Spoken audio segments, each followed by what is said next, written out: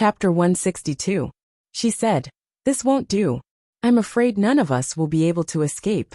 I'll distract some of them. Take care, cousin." Meng Liang was furious as he ran. "I think you're using me as bait, aren't you?" Jiang Pingji smiled and said, "Cousin Meng Liang has been stupid for so long. I didn't expect him to be smart for once before he died." "What?" Meng Liang was shocked. The three of them had run into a dark alley, and there was a pungent smell in the air. Just as he realized something was wrong, Jiang Pingji raised her hand and hit the back of his neck. Along with the pain, Meng Liang's vision was instantly shrouded in darkness. His consciousness quickly became hazy. Before he completely lost consciousness, he vaguely felt a sharp pain in his throat. His body involuntarily twitched twice. Nong Qin was shocked, speechless, but the person who hit him did not seem to be scared. "Lang Jun, don't worry about him." Nong Qin saw Jiang Pingji throw the unconscious Meng Liang on the ground like a piece of trash, and she was at a loss of what to do. Even though she did not like Meng Liang, he was still an important guest. If anything happened to him, there would be trouble. "Who cares? Let's just run. Hold on to the gold in your arms. 10% of it will be your betrothal gift for your future husband." "What?" Nong Qin was confused. Jiang Pingji smiled indifferently. She was annoyed that Nong Qin was running too slowly, so she simply grabbed her hand and carried her up. Nong Qin was screaming in surprise. Jiang Pingji put one hand on her shoulder and the other on her calf. Even though Nong Qin was not fat, she still weighed more than 90 kilograms. She leaped onto the wall of the alley, and with a few leaps, Jiang Pingji jumped into the deep alley nearby. "Done." Jiang Pingji put down Nong Qin, who was still in a daze. There was a hint of laughter in her voice, as if she had let go of all the pent-up frustration in her heart. She had planned to tease Meng Liang a little longer, but now? She changed her mind at the last minute. When Nong Qin landed on the ground, she finally recovered from the dizzy state. She tilted her head and took a closer look. She could faintly see the outline of her Longjuan's face in the dark. He had run for a long distance with her in his arms, but his forehead was still fresh, and his breathing was steady. Nong Qin felt a little ashamed in her heart. She had been doing rough work since she was a child. She could eat a lot and was strong, but she could not compare with her pampered Lang Jun. "Lang Jun, will Madam blame you for leaving Miss Biao behind? If he spouts any nonsense, the gamblers will come to the Lu mansion. Then." Nong Qin's face turned pale. Jiang Pingji snorted coldly. "Isn't Our Lady Biao by my side? As for whether or not Meng Liang will talk nonsense, haha. Don't worry, he can't speak or write for the time being. Be a good boy and wait at the gambling house." She had many tricks up her sleeves. She could temporarily paralyze a person's arm, or make them unable to speak or write. It was very simple. How could Meng Liang compete with her? She could toy with that brat to death, even with her eyes closed. Right by her side, Nong Qin could not help but look around. There were only the two of them. Where was the third person? Was there a third person? Suddenly, she felt the air around her was a little cold. A creepy feeling rushed from the soles of her feet to her brain. "Let's go buy some women's clothing. You can wear it and temporarily play the role of Lady Biao," Jiang Pingji said. Nong Qin finally realized what Jiang Pingji meant. She wanted her to pretend to be Lady Biao? "But won't my identity be exposed? Many people have already seen the appearance of young Miss Cousin." Nong Qin felt it was tricky, but it was her Longjuan's request. She had to comply. However, it seemed that even the heavens were against Jiang Pingji. Just when she felt a little better, the system beeped. "System, beginning self-examination. Scanning mission. Beep. Scan successful. Mission established. Meng Liang, son of Meng Zhan, chief of Meng County in Song Prefecture, is in danger. Please save him in 2 hours. When the mission is completed, the host will receive the reward of Willow Slender Waist. If the mission fails, the host will receive a level 5 electric shock as punishment." Jiang Pingji's face froze, and then a bloodthirsty smile appeared on her face. "System, are you asking for a beating?" The system explained frantically, its voice sounding panicked and helpless. "No, host. Listen to me. After the real-time mission is loaded, it will be automatically assigned to the host based on what you encounter. It will be automatically assigned, But you have to believe that completing the mission will only benefit you. This is carefully calculated, and it will not harm the host's interests. I've looked at the backend data. Killing Meng Liang will cause you great losses. What are you talking about? If you can understand me, then shut up. Jiang Pingji was furious. She was already annoyed by the system, and now she felt even more disgusted. The system lost its temper when Jiang Pingji yelled at it. Host, although I am your system, I hope you can respect me. We need to support each other, not drag each other down. The calculation of the human brain will never be as good as the optical computer system. After analysis, we concluded that saving Meng Liang is the best choice. Jiang Pingji snorted. I said shut up. The system was frustrated by her stubbornness, but there was nothing it could do. If you don't carry out the mission, you will receive a 2-hour countdown. When the time is up, you will automatically fail the mission. Do you understand? If you fail the mission, you will be punished with a level 5 electric shock. That will cost you your life. Then I'll just die. Jiang Pingji's words pushed back the system's attempts to dissuade her. At that moment, Meng Liang, who had fainted on the ground, was captured and tied up. Have you found the other two? The one who won a lot of money ran away, while the one who lost to the casino and owed a lot of money was caught. What was going on? The owner of the casino was so angry that his face contorted into a dark purple hue. The few hired thugs of the gambling house were trembling with fear like quails. They had already tried their best to chase after them, but not only were the two slippery fellows slippery, they seemed to have vanished into thin air without a trace. Not to mention people, they didn't even catch a single strand of hair. They really couldn't understand. That alley was clearly a dead end, so how did the two of them escape? Chapter 163. The thug was furious, but he didn't dare to say anything. The casino had been making dirty money in Hejing County for years. He was the one who manipulated the gamblers and forced many families to separate. How many gamblers lost their fortune and lost their composure? How many wives and daughters of the gamblers were sold into prostitution? It could be said that the establishment and operation of the casino were built with the blood and tears of the gamblers' families. Every coin and every cent was stained with blood. It was not clean at all. Unexpectedly, the boss of the casino was blinded by the eagle's peck. He was tricked by a young boy. That was more than 4,000 taels of silver. Ordinary people couldn't make that much money in a few lifetimes. In the face of the furious boss, there was finally a bold person who bit the bullet and asked, Boss, what should we do with the one who got caught? Lock him up in the woodshed. Do you want him to be treated like the god of fortune? The boss was so angry that he wanted to stomp on Meng Liang's head, but he restrained himself. Somewhere else, Jiang Pingji took Nongqin to buy a set of women's clothing. Then she put on a thick bamboo hat to cover her face. Langjun, is this okay? Nongqin had never worn such fine clothes in her life. She was so excited that she didn't know what to say. She blushed and lowered her head. She didn't dare to look up at others. It's a little short, but it's the only ready-made clothes that fit. It's okay. In ancient times, there was no such thing as a ready-made clothing store. Most families would have their women go out to the streets to buy suitable materials and sew them into clothes. Some families would even grow their own raw materials and slowly turn them into cloth. After dyeing them, they would then make clothes. Even so, there were some places where ready-made clothes could be bought, such as the large-scale cloth stores. The cloth stores sold cloth, but they could also customize the clothes.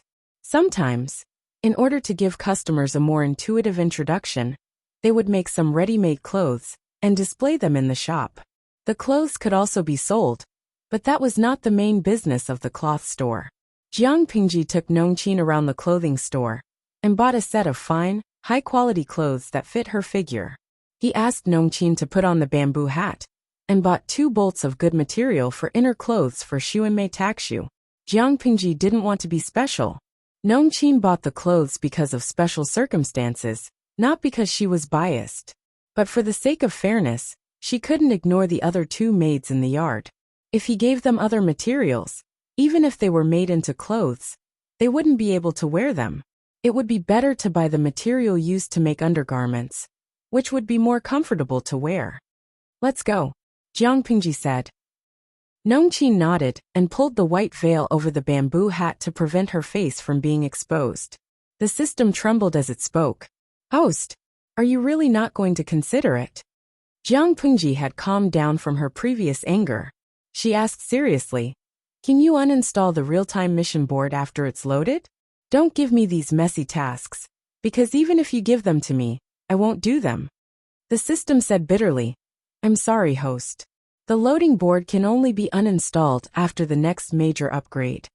In other words, before you level up for the second time, will these quests continue to be issued out of nowhere?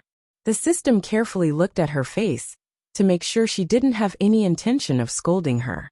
Then it spoke shakily. Not constantly. According to the manual of the board, the real-time missions are issued in a regular pattern. For example, if the host encounters something important, the board will calculate the best outcome en route, and then issue the mission. The host will receive a certain reward after completing the mission. If the host doesn't complete the mission or fails the mission, the reward will be exchanged for the corresponding energy value as a punishment. Jiang Pingji was silent for a while. When the system thought she was ignoring it, she asked a question. System, tell me clearly once again, what kind of system are you? I want to know your full name. The system was puzzled. That question was nonsense, wasn't it? But considering the host's temperament, it felt that if it didn't answer, it would probably be scolded again. So it honestly said, the full name is Multidimensional Palace Intrigue Streaming System. Yes, you're the Multidimensional Palace Intrigue Streaming System. The loading of the real-time mission board is also to serve the main plot. This can be seen from the mission reward. Willow slender waist, slender and enchanting. Hehe, is that useful?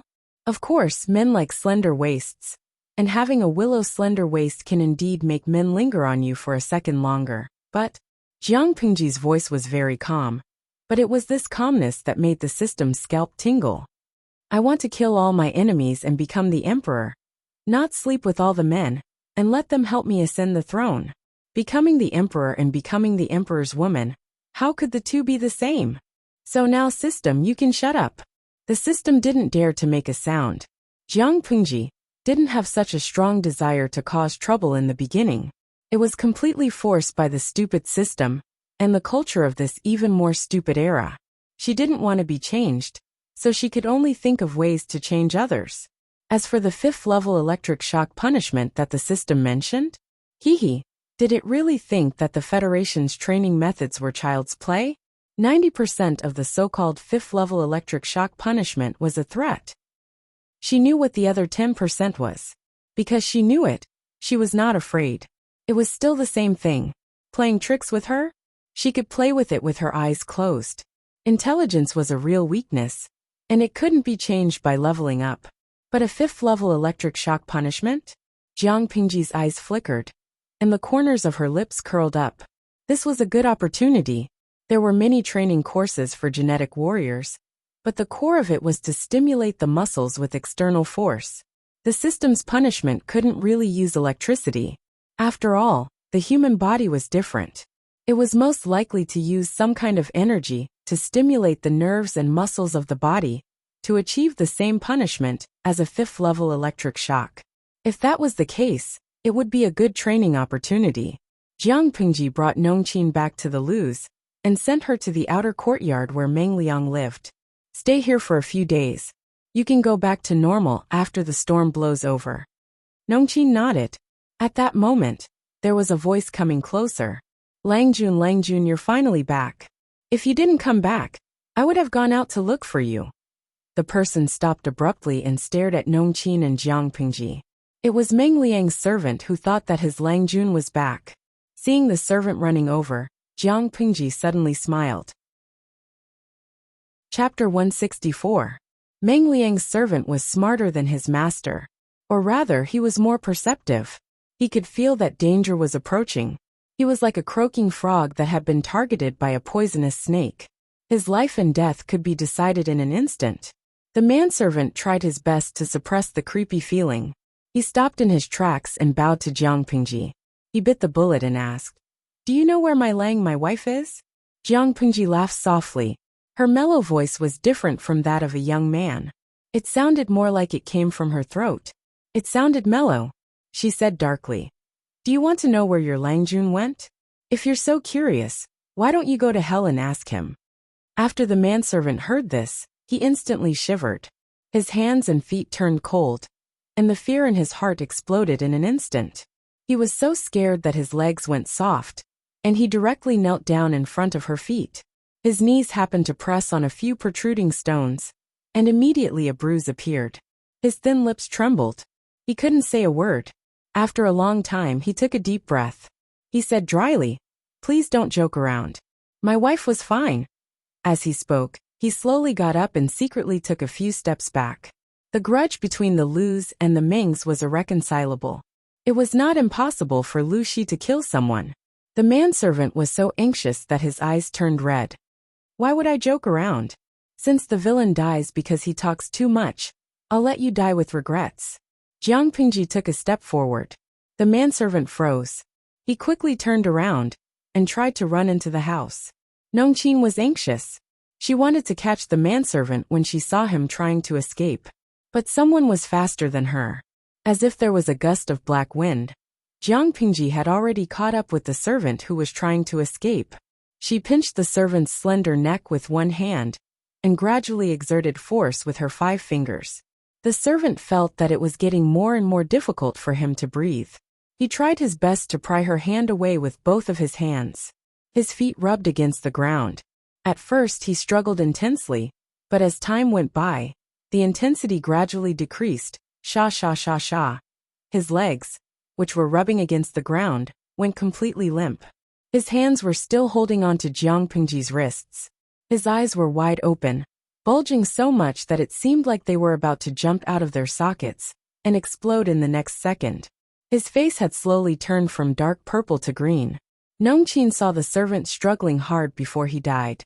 His eyes were almost popping out of his eye sockets. She was so nervous that her breath quickened. She felt like she had fallen into an ice cellar, as if the night wind around her was strangely cold. "Are you scared?" Nongqin stood rooted to the ground and heard Jiang Pingji's gentle question. She took a deep breath, and the trembling in her chest calmed down under the stimulation of the cold air. She bit the tip of her tongue and regained her senses. Her eyes were shining with determination. "Lang Jun, I'm afraid now, but I won't be afraid in the future. All right, go call the butler over and have him dispose of the corpse. For the next few days, I will assign a few maids to you. Remember to take a few steps in front of people occasionally. Miss Biao, who came to the Lus 2 days ago, has never stepped out of this yard. Do you understand?" Nongqin nodded hard, as if she was trying to overcome the spreading fear in her heart. She thought the butler would panic when he saw the corpse, but she didn't expect him to be so calm. "His neck is twisted like this. How much strength did he use to hurt him?" The old butler guessed something from Nongqin's vague and mysterious description, so he came over with 2 confidants. With the light from the match, he saw the servant's completely twisted and sunken neck. He clicked his tongue. Nongqin was nervous. "Butler, this. Lang Jun heard a strange noise when he sent me here. I came over and saw this corpse. I don't know who did it. Someone suddenly died in the yard. What should we do?" The old butler snorted and waved his hand. The 2 confidants had already put the corpse into a black cloth bag. "We can't send him out secretly. Just throw him into the bucket of night incense, so that others won't see it and misunderstand." Asking people to move the corpse out secretly was the stupidest thing to do. It was no different from burying one's head. The people living near the Lus were not ordinary people. No matter which door the corpse was moved out, it was impossible to guarantee that no one would see it. The old butler was experienced. He put the body in the bucket of night incense and sent it out. Who would be so bored to check it? Nongqin was a little scared, but seeing the old butler so calm, she felt a strange admiration and envy. It was not the first time the system saw Jiang Pingji kill someone, but none of the previous scenes were as shocking as this one. She killed the bandits in the village quickly and neatly. Almost all of them died in an instant, but she strangled the servant to death with her own hands. Her strength was so great that she directly crushed the neck bone. The system held back for a long time and asked without confidence, How could you kill such a weak ordinary person? Jiang Pingji said coldly. I killed him to show you. The system was speechless. When did I ever tell you that I won't kill people who don't even have the strength to truss a chicken? That servant was as weak as a chicken, but it doesn't mean that he doesn't have the ability to do evil. There were more than 20 people who died directly or indirectly in his hands. More importantly, if he is alive, it will have an uncontrollable impact on the ending. So it's better to nip the risk in the bud. The system asked her in a low voice. Okay, I don't care about that. But what do you mean by killing him to show me? I don't know what your previous host was like, but I know one thing. Don't treat me like a clay figurine. System, you have done more than one thing to disgust me. I hope there won't be another mission like today. The system was speechless. As I said, this kind of real-time mission is issued randomly and automatically. I can't control it. If you don't want to do it, just say no. Anyway, if you don't want to do the mission, how can I force you? Hearing the system's words, Jiang Pingji suddenly smiled. Her smile was full of inexplicable meaning. The system added, but if you fail the mission, you will also have to bear the punishment. Don't blame me for not reminding you if you can't bear it. At that time, 2 hours had passed since Jiang Pingji refused to do the mission. Chapter 165. Jiang Pingji listened coldly to the system's countdown. But her mood was not affected at all. Xuanmei, if you hear anything tonight, don't come in to investigate.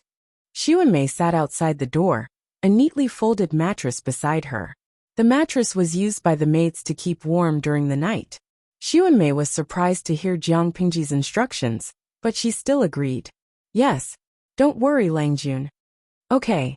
Jiang Pingji replied softly. The system was humane enough to give Jiang Pingji 3 minutes to prepare.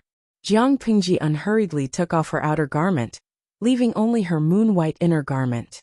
She sat on the mattress and calmly waited for the system's punishment. 3, 2, 1. Punishment commencing. As the system's cold countdown ended, in that instant, a strange and explosive energy instantly enveloped his entire body. From the surface of his skin, it fiercely flowed throughout his body like a hot knife through butter.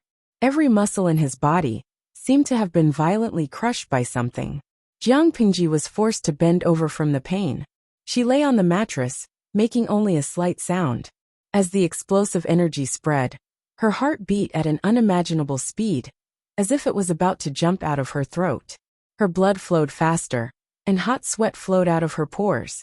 In less than 2 or 3 breaths, the place where she was lying actually became damp. The sweat on her back and shoulder blades had already soaked her clothes, and the excess sweat slid down her skin and dripped onto the bed. To be honest, the system's punishment was not on the same level as Jiang Pingji's previous training. In terms of cruelty, the system's punishment was at the most ordinary level, while the Federation's training was at the hellish level. Comparing the two, Jiang Pingji would rather go through the Federation's training once more. She had been careless and overestimated herself. She had forgotten that this body belonged to an ancient woman. Without any specific training, the ancient woman's performance in all aspects could only be described as low, let alone compared to her previous self. Lu Lanting's body would collapse under the same pain, but Jiang Pingji's previous body would not be affected.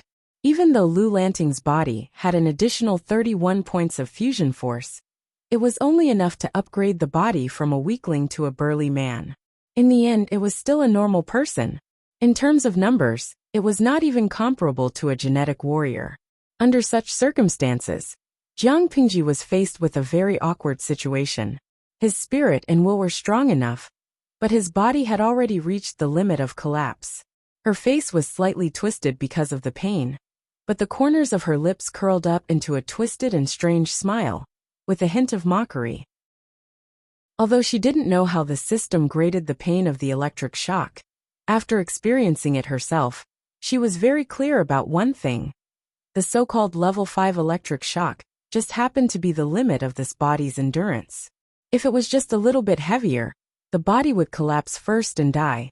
From the start of the punishment, the system had entered a state of indifference as a bystander, coldly watching as she accepted the punishment, waiting for her to give in and beg for mercy. Wasn't it good for the system and the host to mutually benefit each other? Why was he so violent and uncooperative? Wasn't this harming the interests of both parties? As a system, it was very certain of Jiang Pengji's ability. If it ignored her bad temper, it could not find any fault with her. For a system, especially one that had a clear purpose to nurture, a stupid host was indeed easy to control, but it was also tiring to bring them along. Not only did he have to be a father and a mother, he had to calculate every step for them, just like a nanny or a wet nurse. Therefore, basically every system yearned to meet a host that was smart, motivated, and easy to control. However, Jiang Pengji did not fall into either category. She was smart and motivated, but her only fatal flaw was that she had a strong sense of self and would not allow herself to be controlled by others. A host that refused to follow the system's orders was more annoying than those who were too lazy to use their brains. At that moment, Lu Lanting's body was already on the verge of collapse. If not for Jiang Pengji's strong will, it would have been useless. She secretly told herself, "Hang in there, Jiang Pengji." The genetic warrior training method developed by the Federation essentially used external forces to stimulate the activity of muscle cells. Although this strange energy had caused her to suffer greatly, after she had endured it, the benefits would be huge. The system would not let her die. If she did, the system would suffer a great loss. However, not letting her die and not letting her suffer were two completely different concepts. She knew very well that the system was using this punishment as a warning. If she did not want to suffer anymore, she had to complete the system's mission obediently. That was unfortunate. Jiang Pengji was a tough bone that no one could bite. Who would dare to bite? Be careful, or you might break a mouthful of teeth. The system watched coldly from the side. It did not seem anxious at all. Lu Shi's body data was being monitored in real time. He was only at the 0 point. It was fine as long as he was still alive. 3 minutes was not a long time. But for Jiang Pengji, every second felt like a year. 1 minute ago, Lu Shi's body data was in a scary red color, which meant that his body was on high alert. 1 minute later, the system was still not anxious, but it did not notice that the red color of the data had faded. By the time it realized something was wrong, the color of the data had turned orange-red. It was still high risk, but the alert level was lower than the red. What had happened? The system was confused. In less than half a minute, the orange-red color slowly turned orange-yellow, and the alert level was lowered again. Before the system could figure out what had happened, the punishment that lasted for 3 minutes was over. Jiang Pengji lay on the bed with her limbs spread out. Her chest rose and fell rapidly. She used her mouth and nose to greedily breathe in fresh air to relieve the pain in her body. 3 minutes have passed. Jiang Pengji's voice became extremely hoarse. It was as harsh as sandpaper rubbing against glass. The system softly responded. 3 minutes, it's really a pity it's too short. She laughed, and her voice sounded strange and cynical. The system thought that Jiang Pengji was mocking it, so it could not help but say, "The real-time mission is issued automatically. I did not intentionally give it to the host. The time, frequency, and even the content of the mission are not within the system's control. The host's sarcasm will greatly affect the enthusiasm of the system, which will have a huge impact on our cooperation." Jiang Pengji was extremely tired, but there was a bright smile on her face. "No, system, that's not what I meant." Jiang Pengji laughed so hard that she almost could not finish her sentence. "Then what do you mean?" the system asked. Chapter 166. The system was dumbfounded. It immediately opened Lu Shi's data panel. Jiang Pengji licked her dry lips and said, "It's only been 3 minutes. TSK, I'm not satisfied yet." Thus, what the system saw was this data panel. Name: Jiang Pengji, Lu Shi Lanting, also known as Lu Lanting. Base strength: 12, strength fusion plus 39, gender: female disguised as a man. Replaced her deceased brother, Lu Lanting, age: 4112. Born in the 3rd year of Tianwu's Flower Festival, birth: the 2nd son of the Lu family in Hejian County. Fiancé: Wei Jingxian, the 2nd daughter of the Wei family in Hejian County. Specialties: 6 arts of rights: beginner, combat, expert, analysis, expert, Other abilities temporary. Attributes charm hidden 33. Appearance 75. Channel streaming activated. Host level 2 compared to the initial data. Jiang Pingji's hidden charm value had unknowingly increased to 33 points. Her appearance value did not change. The streamer's level had risen to level 2 because of the upgrade card. But that was not the main point. The main point was the integration of force. Strength fusion plus 39. When Jiang Pingji first arrived in this world, her strength fusion was 30 points. She continued to use points, but it only increased by 1 point. Before the system's punishment, her strength fusion was 31 points. But now, 39.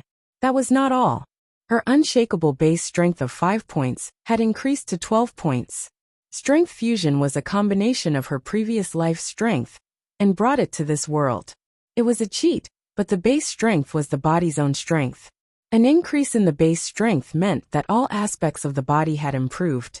That was why Jiang Pingji regretfully said that 3 minutes was too short. System. Jiang Pingji called out to the system in the quiet room. Speak. What's the matter? She smiled wickedly and supported her face with her hand. When will the next real-time mission be issued? The system was like gunpowder whose fuse had been ignited, instantly exploding. Jiang. Peng. Ji. The system spat out word by word, gritting its teeth. That's enough, Jiang Pingji said righteously. No, this is only the first time. How can that be? Haha, come at me if you can. Everyone was hurting each other. The last time he had fused with his martial power, his body had been exhausted to the extreme. However, the genetic warrior training this time felt completely different. There was still a faint pain in his limbs, but he felt an indescribable sense of comfort from the inside out. His mind was also very clear. She missed it. Jiang Pingji wiped the sweat off her face and took off her inner clothes. She rolled them into a ball and wiped the sweat off her skin. Then, she put on the clean inner clothes and left the dirty ones on the clothes rack for the maids to clean up the next day. Xuanmei. Jiang Pingji adjusted her voice and tried to return it to normal. But when she listened carefully, it was still deeper and hoarser than usual. Outside the door, Xuanmei said respectfully, Lang Jun, please give me your orders. Go and prepare some hot soup. I want to take a bath. Remember to brew another pot of hot tea. And change the bedding on the bed. Her whole body was covered in sweat, and her wet inner clothes stuck to her skin. If not for the charcoal brazier in the room, she would have shivered when the cold wind blew. Xuanmei said, yes. After that, she heard some rustling sounds. Xuanmei must have lifted the soft blanket and got up to get someone to prepare the bath. Jiang Pingji soaked her whole body in the bathtub. She tied her long hair into a bun and fixed it with a hairpin. Taksha did not work that night, so Xuanmei was the one who helped Jiang Pingji bathe. I went out today and brought some toys for you and Takshu. I'll have someone send them to you tomorrow. Although the rules in the manor are strict, there is still room for flexibility. I know that girls like to dress up, so it's okay to embellish them a little. Xuanmei smiled gently. Lang Jun, that's very kind of you. After that, Xuanmei became a little absent-minded.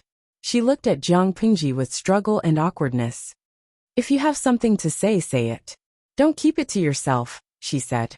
Xuanmei secretly bit her lips and said shyly, why haven't I seen the boy servant by your side these days?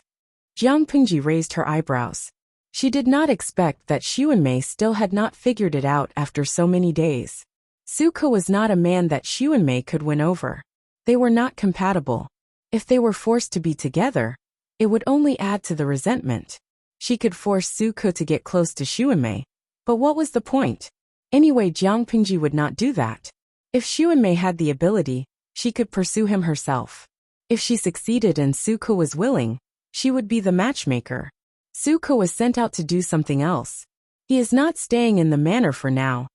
Xuanmei was too embarrassed to continue asking after that answer. Her expression was a little more awkward than before.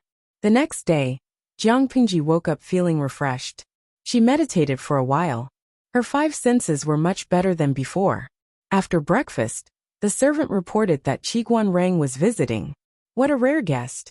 Jiang Pingji smiled and teased him. I thought that Mr. Wei would not come. According to Wenjing's temperament, he would not take the initiative to visit. Qiguanrang was born in a poor family. Because he was of mixed blood, it was easy for others to despise him and curse him as a bastard. To reduce such humiliation, under normal circumstances, he would not take the initiative to visit his friends from the gentry clan to avoid attracting criticism. But at that moment, he was not in the mood to respond to Jiang Pingji's teasing. As soon as he sat down, the first thing he said was, "Why did you act so impatiently?" Jiang Pingji was not surprised at all. It's a once-in-a-lifetime opportunity. Last night was a good opportunity. Not only could I get the Lu Manor out of this, but I could also trick Meng Liang. I also made a small fortune. Jiang Pingji smiled and her eyes curved. I guess what happened last night has spread far and wide. According to Meng Hun's ability, they will know about Meng Liang by the afternoon. Do you think we should wait for him tonight? Wait for him? Who was the rabbit? Needless to say, it was Meng Hun. How can you be sure it's tonight? Qiguanrang asked. Jiang Pingji said, if not tonight, should we wait for a few days? Don't forget that when Meng Liang left Song Prefecture, he brought his entourage with him. If he did not think he was smart and dump his entourage, he would not be in this situation. Now the gambling house is saying that a kid named Meng Liang is causing trouble. As long as Meng Liang's entourage is not deaf, he will find out sooner or later. As long as Meng Hun was not stupid, he should have thought of that. If he did not capture Meng Liang, and hesitated for a moment, Meng Liang would have been rescued by his entourage. Qiguanrang said unhappily, it seems like everything is still within your calculations. But, didn't they agree yesterday to take their time and plan things out slowly? Why did she do all this after one night? Willful. She almost ruined the good situation. Fortunately, she knew what she was doing, and she had a corresponding plan to deal with the sudden changes in her actions. The pace was a bit fast, but as long as the final result was the same as expected, he would turn a blind eye. Chapter 167. Move faster. Otherwise it will really fly away. Qiguanrang tapped his feather fan on his knee. His expression was serious, as if he was thinking about something serious. If Meng Hun really kidnaps Meng Liang tonight, what are you going to do? In other words, what excuse could Jiang Pingji use to appear in front of Meng Hun without arousing his suspicion? Jiang Pingji was prepared for that. As you know, Meng Hun already knows where Meng Liang is. He also knows that Meng Liang is in the Lu residence. From his point of view, Meng Liang has a close relationship with the Lu mansion. Since that's the case, I'll use the excuse that Lady Cousin is capricious and sneaked out of the mansion to play. She didn't return for the whole night. The Lu mansion was anxious and sent people out to look for her. Coincidentally, they bumped into Meng Hun's group. Isn't that good? Using rescuing Meng Liang as an excuse, he would secretly help Meng Hun take Meng Liang away, without arousing the slightest suspicion. After hearing this, Qiguanrang's thin lips, which had always been tightly pursed, could not help but twitch.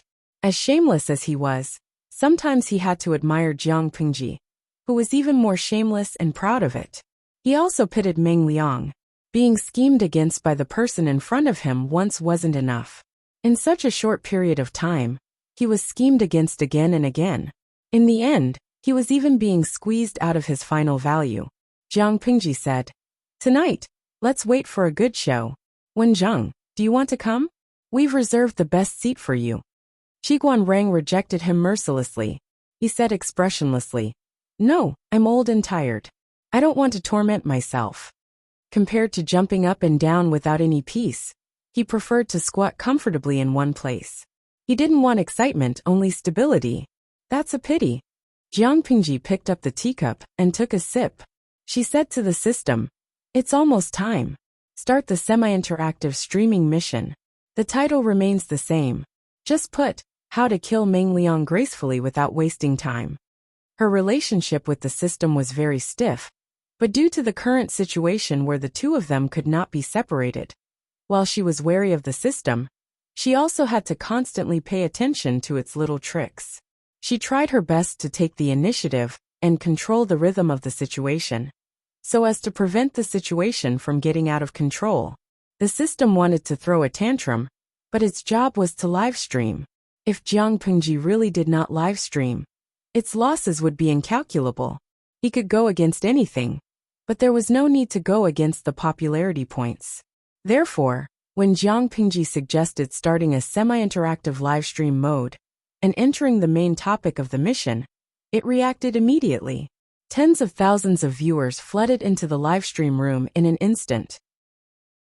Countless bullet comments flew across the virtual screen. Chunlai. I was so worried. I waited for a long time yesterday, but the host didn't start her live stream. I thought she wouldn't do it again. Ian. I'm also worried +1. This is the first time I've heard about this live stream room.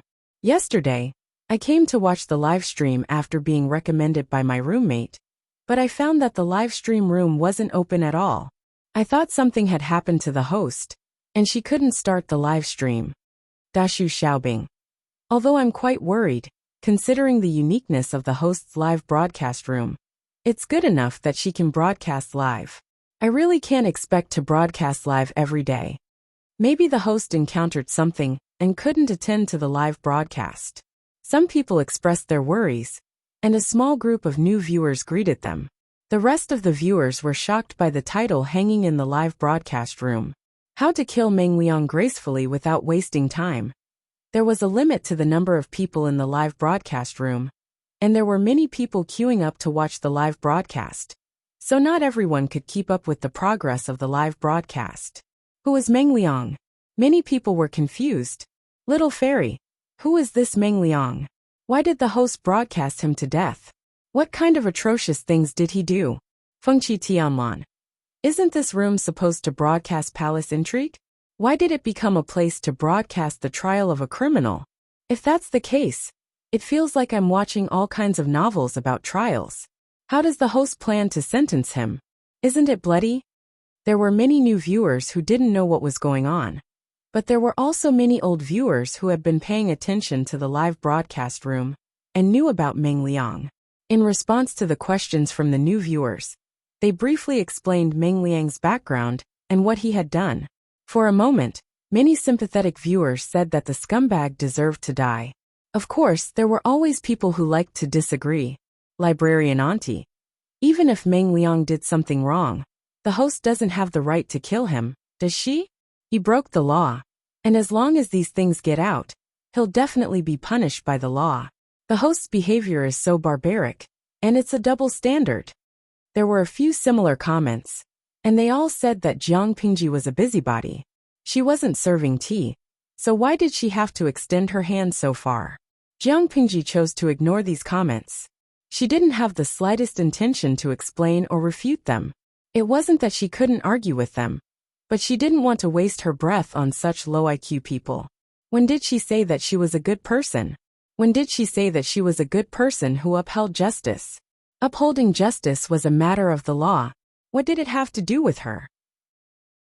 She killed Meng Liang simply because she didn't like Meng Liang. That brat had blocked her way and crossed her bottom line. Essentially, she was only doing it for her own benefit. Getting rid of a scumbag for the people was just a side benefit. In today's era, even if Meng Liang had done something even more outrageous, as long as the Meng family could bear the blame, no one could easily punish Meng Liang, let alone take his life. Even if Meng Liang had done something even worse, no one could easily punish him, let alone take his life. In an era where the law was unclear, the social classes were clearly defined, and the people were ignorant, the law was bullshit. Zhenjinda Jiangshanruhua. The streamer has no morals. If you want to find truth, kindness, and beauty here, don't come in. It hurts your eyes. Jiang Pingji had no intention of completing the task. Instead, she practiced her calligraphy for a while. She analyzed the current situation with Qiguan Rang and exchanged their opinions. There was no bloody scene at all as they had expected. Host V. The main content of the live stream starts at night. It's a dark and windy night, so it's time for the Easter egg. A string of 666666666 popped up on the bullet screen. Zhenjinda Jiangshanruhua. My streamer, you're amazing. You have such a long Easter egg, but I only want to see the main content. Ian. Read the main content +1 Chun Lai. Read the main content +2. No matter how many people asked for the main content, Jiang Pingji remained unmoved. In the blink of an eye, night fell. Jiang Pingji temporarily turned off the live stream and changed into a black outfit that was convenient for her to move around at night. She raised her hand and pulled the black mask over her face, covering most of her face. County Chief, do you think the news is true? Didn't you say that the bastard was hiding in the loos? The person who spoke was trembling, afraid that it was a trap for them. After all, Meng Liang had been crazy for a long time. Meng Liang has been hiding in the loos. We have nowhere to go. Meng Hun's eyes flashed with a hint of hatred. Whether it's true or not, we have to go. If we miss this opportunity, it'll be hard to take his life in the future. Someone else was worried. County Chief, what if it's a trap? Meng Hun snorted and casually said, Is Meng Liang that smart? Everyone was speechless. Chapter 168. Meng Liang was an idiot through and through, but he was so arrogant that he thought he was as talented as Wang Zhua. But who wouldn't know of his capabilities if they had even heard of his name? If they thought that Meng Liang had deliberately spread the rumor about the gambling house to trap them, it would be too much for Meng Liang's brain to handle. But someone next to him said anxiously, Didn't you say that the little bastard was hiding in the Lu mansion?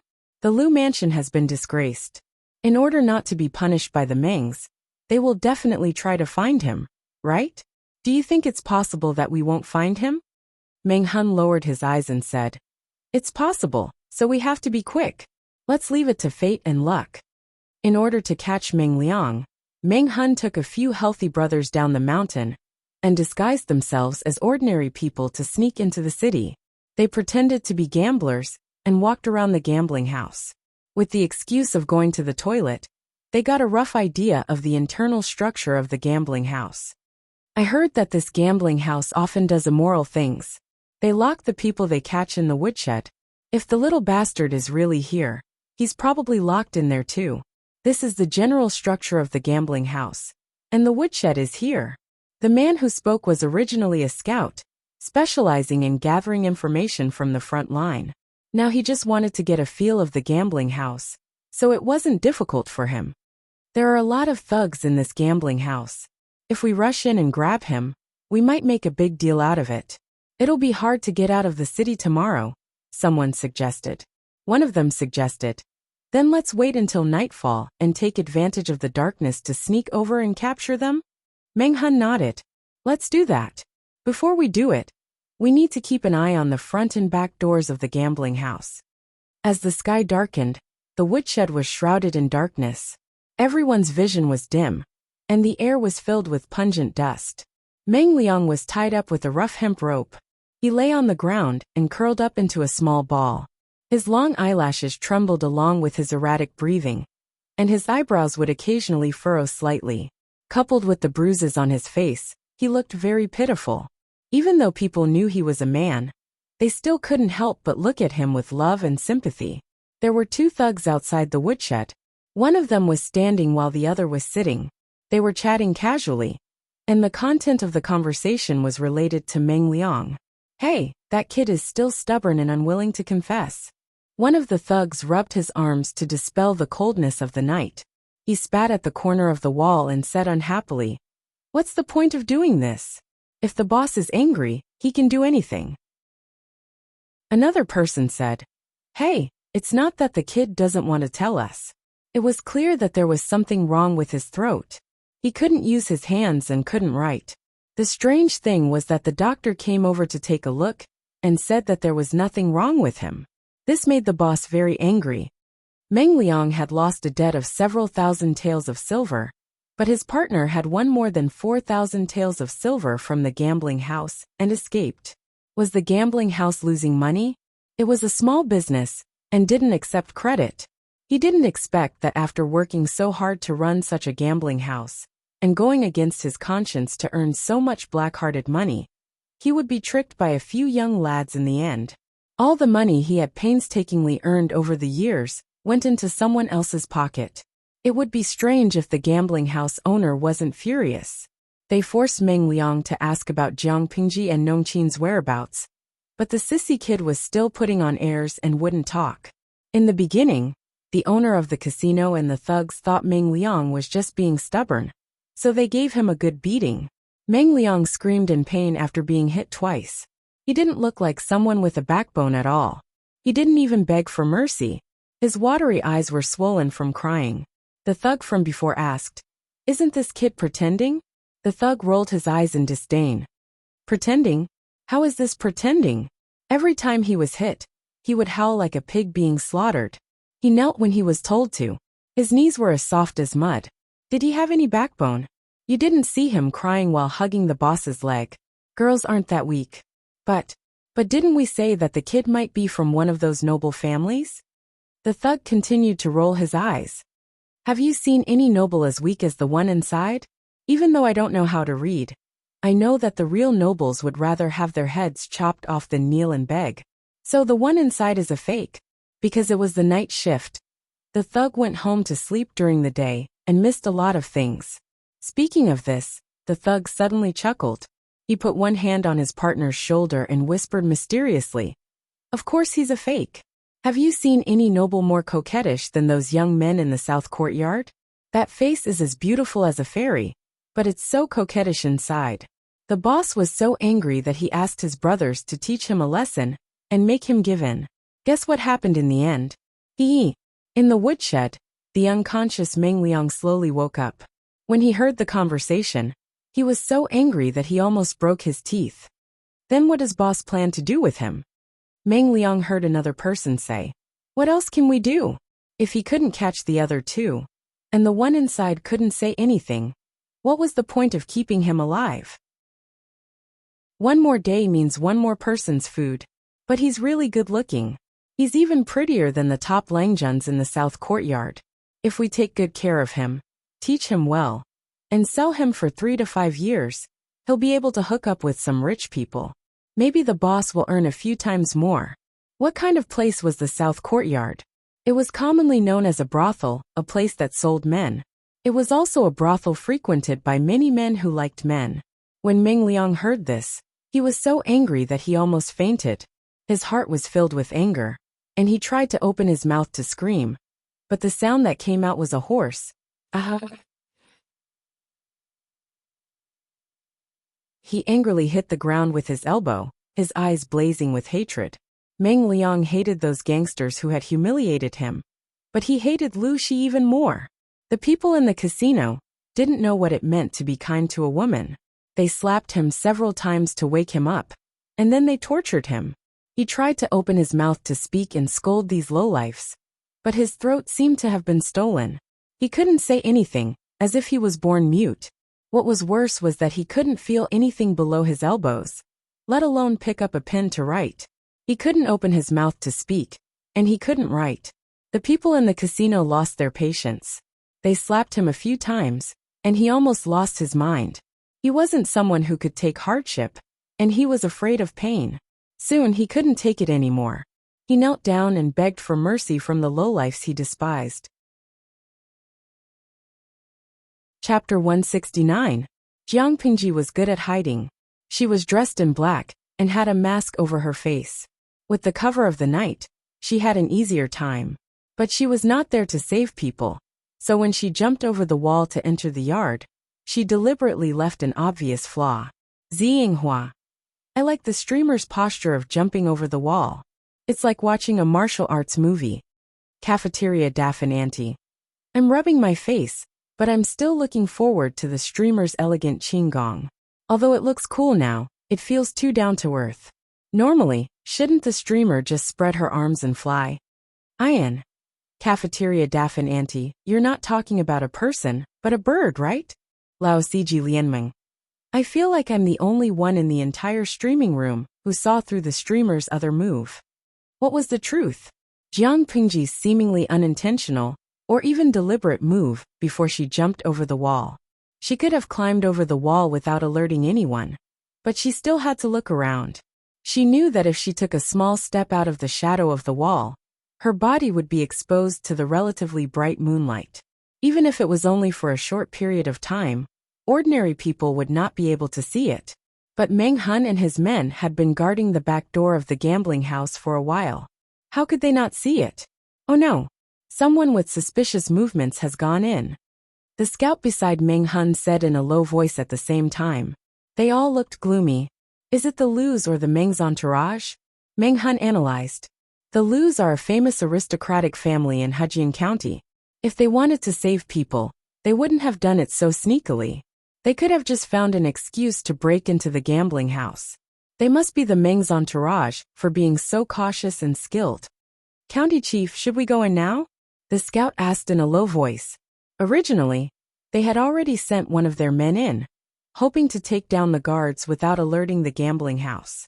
Then they could work together to snatch Meng Liang from the inside. But now they couldn't wait any longer. If they ran into the Black Shadow just now, wouldn't they have to fight? Meng Hun hated Meng Liang to the core, but he would not deny the ability of the Meng's army or the Meng's entourage. If they ran into each other, Meng Hun would lose another of his men. Thinking of this, Meng Hun waved his hand and said gloomily, "Let's go." Meng Hun was tall and sturdy. He could reach the edge of the wall just by raising his arm, so it was the easiest for him to climb over the wall. After running 2 steps, he quickly stepped on the wall with the tips of his feet and climbed up a few steps. He raised his hand to support himself on the edge of the wall and turned his body sideways to enter the wall in the most effortless way. The others also did the same, jumping in one after another without making any noise. Jiang Pingji was hidden in the dark. Seeing that they had all climbed in, her lips curled up under the black veil.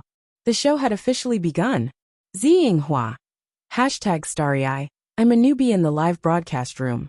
Who was the one who led the team to climb over the wall? Canteen Daffin Auntie. Although I'm a veteran, I still don't know who he is. Lao Ciji Lianmeng. I've sorted out the content of the host's live stream, the people she met, and the things she experienced. I've made a rough relationship table. According to the plot, that person should be the unlucky captain. Yan captain? The unlucky guy who was cuckolded by Meng Liang and lived on the Huluan Beer grassland? Lao Ciji Lianmeng. According to my analysis, this is the most likely person. But we can't rule out the possibility that the host hooked up with a newbie when she wasn't streaming yesterday. If that's the case, that person's identity is a mystery. Meng Hun and the others soon noticed that something was wrong. The place was too quiet. His nerves were taut, and an ominous premonition surged in his heart. Could it be that Meng Liang had really been enlightened? Was he trying to lure them over, so that he could kill them all at once? Just as Meng Hun was hesitating and preparing for the worst, 2 strange objects caught his attention. They were hiding in the dark, where the human eye could easily miss them. The shadows were heavy and hard to spot. He's still alive, but the back of his neck was hit hard. He won't wake up for a while. The scout received Meng Hun's signal and went forward to investigate. He found that the 2 objects were not objects at all. They were 2 thugs from the gambling house. The skin on the back of the neck was bruised, which showed how strong the attacker was. If the attacker had been any stronger, they would have been dead. Meng Hun said, "Let's go." The place where the thugs were supposed to be standing guard was empty. Then where did they go? Meng Hun found a few thugs who had been knocked out and thrown into the dark. He was shocked. He had run into a master. The marks are the same, and the speed is very fast. It seems to be the work of the same person. These thugs didn't even have time to react before they were knocked out. The scout said with pity, "Such a talent. But he is working for the Mengs. If it was the Mengs in the Xia dynasty during the reign of Duke Meng, it would be worthy of admiration. But the Mengs now? His loyalty was all for a dog. The county captain was willing to sacrifice his life for the Mengs. But how did the Mengs repay him? They allowed Meng Liang, the bastard, to kill the county captain's wife and daughter. Meng Zhan, the bastard who gave birth to Meng Liang, was not human either. As a father, his son had made a huge mistake. Instead of thinking about how to teach him a lesson, he tried to cover up the fact that the county captain's wife and daughter were killed. If Meng Liang hadn't spilled the beans, the county captain would still be in the dark. That's enough. Meng Hun wasn't a foolishly loyal person, but he didn't like to belittle his old boss. There was only a wall between them. Jiang Pengji sat on the eaves and overheard their conversation. Her eyes flickered slightly. Under the eaves, the thugs guarding the woodshed were yawning. They looked very tired. One of them patted the shoulder of one of them and mumbled, "Keep an eye on them for me. I'm going to take a nap." "Don't worry. Not many people come here. If the boss comes to check on us, I'll call you." The gambling house had some prestige in the vicinity. Normal hooligans did not dare to cause trouble there. The hired thugs only needed to guard the door and occasionally go out to collect debts. Their work was still very leisurely, except when the owner came down to patrol and was on guard duty, they could slack off. As soon as the two of them finished talking, they saw a shadow flash in front of them, and a cold wind blew. One of them raised his hand and rubbed his arm, shivering as he said, Did you see anything just now?" The other man's teeth were chattering as he stuttered, You also saw a shadow?" Chapter 170. They didn't have to be afraid of ghosts knocking on their door if they didn't do anything shameful. But did they dare to promise that they hadn't done anything shameful? Instead of saying that they saw a ghost, it was more accurate to say that there was a ghost living in their hearts. While they were panicking, the back of their necks suddenly suffered an unspeakable blow. In the next second, the pain spread throughout their bodies. Their eyes were filled with darkness. Before they could open their mouths, their eyelids felt as heavy as lead. It was as if the world had been turned upside down. Before they could even realize that they were dizzy, their consciousness had already sunk into darkness. Thud, thud. It was the dull sound of a heavy object falling to the ground. Jiang Pengji was hanging upside down on the eaves. She used strength from her waist to climb up the eaves. She loosened her legs and landed easily. Jiang Pengji kicked the two unconscious thugs to the side. She skillfully removed all the door handles from the door. She pushed the wooden door open and clearly saw Meng Liang curled up on the ground. Meng Liang was also awake, but the anxiety and fear in his heart had reached its peak. When the wooden door was opened, the cold wind from outside poured in. His skin shivered, and he had goosebumps. With the dim moonlight outside, Meng Liang could barely see the figure of the person. He was delighted, thinking that it was his entourage who had come to rescue him. He regained his usual arrogance and showed an angry face to Jiang Pengji.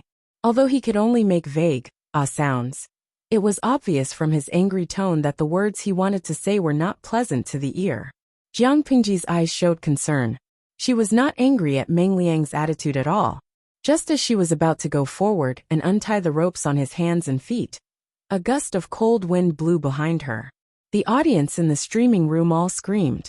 The bullet screen was filled with reminders, afraid that Jiang Pengji would be ambushed and hurt. Dashu Xiaobing. "Ah, there's someone behind you." As the cold wind blew, Jiang Pengji bent over and touched the knot of the ropes with her fingertips. Seeing that Jiang Pengji was about to be stabbed in the back, she suddenly moved sideways. The sharp blade did not hit her, but Meng Liang's arm. Blood splashed everywhere. Meng Liang felt the pain and opened his mouth to let out a strange and hoarse howl. Meng Hun and his comrades fought together, so they had a tacit understanding of each other. Even without any verbal communication, the others already knew what Meng Hun was planning. Meng Hun understood. Meng Hun entangled Jiang Pengji so that she would not have the time to worry about Meng Liang. The others took advantage of the chaos to kidnap Meng Liang. The people in the live streaming room were in an uproar. Yu Yecheng. F***CK one more? How shameless. Hit me if you don't like it. Be careful, streamer. These people are trying to kidnap Meng Liang. Luizi Sando. Streamer, I'll give him a kick to end his family line. How dare he beat me up? The viewers in the streaming room were so anxious that they wished they could smash their keyboards and climb into the screen to help Jiang Pengji. Even though they were all weaklings, they were still very strong. Do you believe that a MT tie crushing top could smash someone until their spleen bled? Meng Hun thought that Jiang Pengji was a member of the Mengs, so he didn't kill her for the sake of their old friendship. But the fact was that Meng Hun couldn't beat Jiang Pengji, even if he tried his best. Now that he was showing mercy, he couldn't do anything to her. While dodging Meng Hun's knife, Jiang Pengji also stopped others from trying to kidnap Meng Liang. Meng Liang, who was the target of the two sides, had already put away his arrogance. He tried to shrink his neck, afraid that Meng Hun's knife would fall on him. That knife really hurt. He didn't know how much blood he had lost.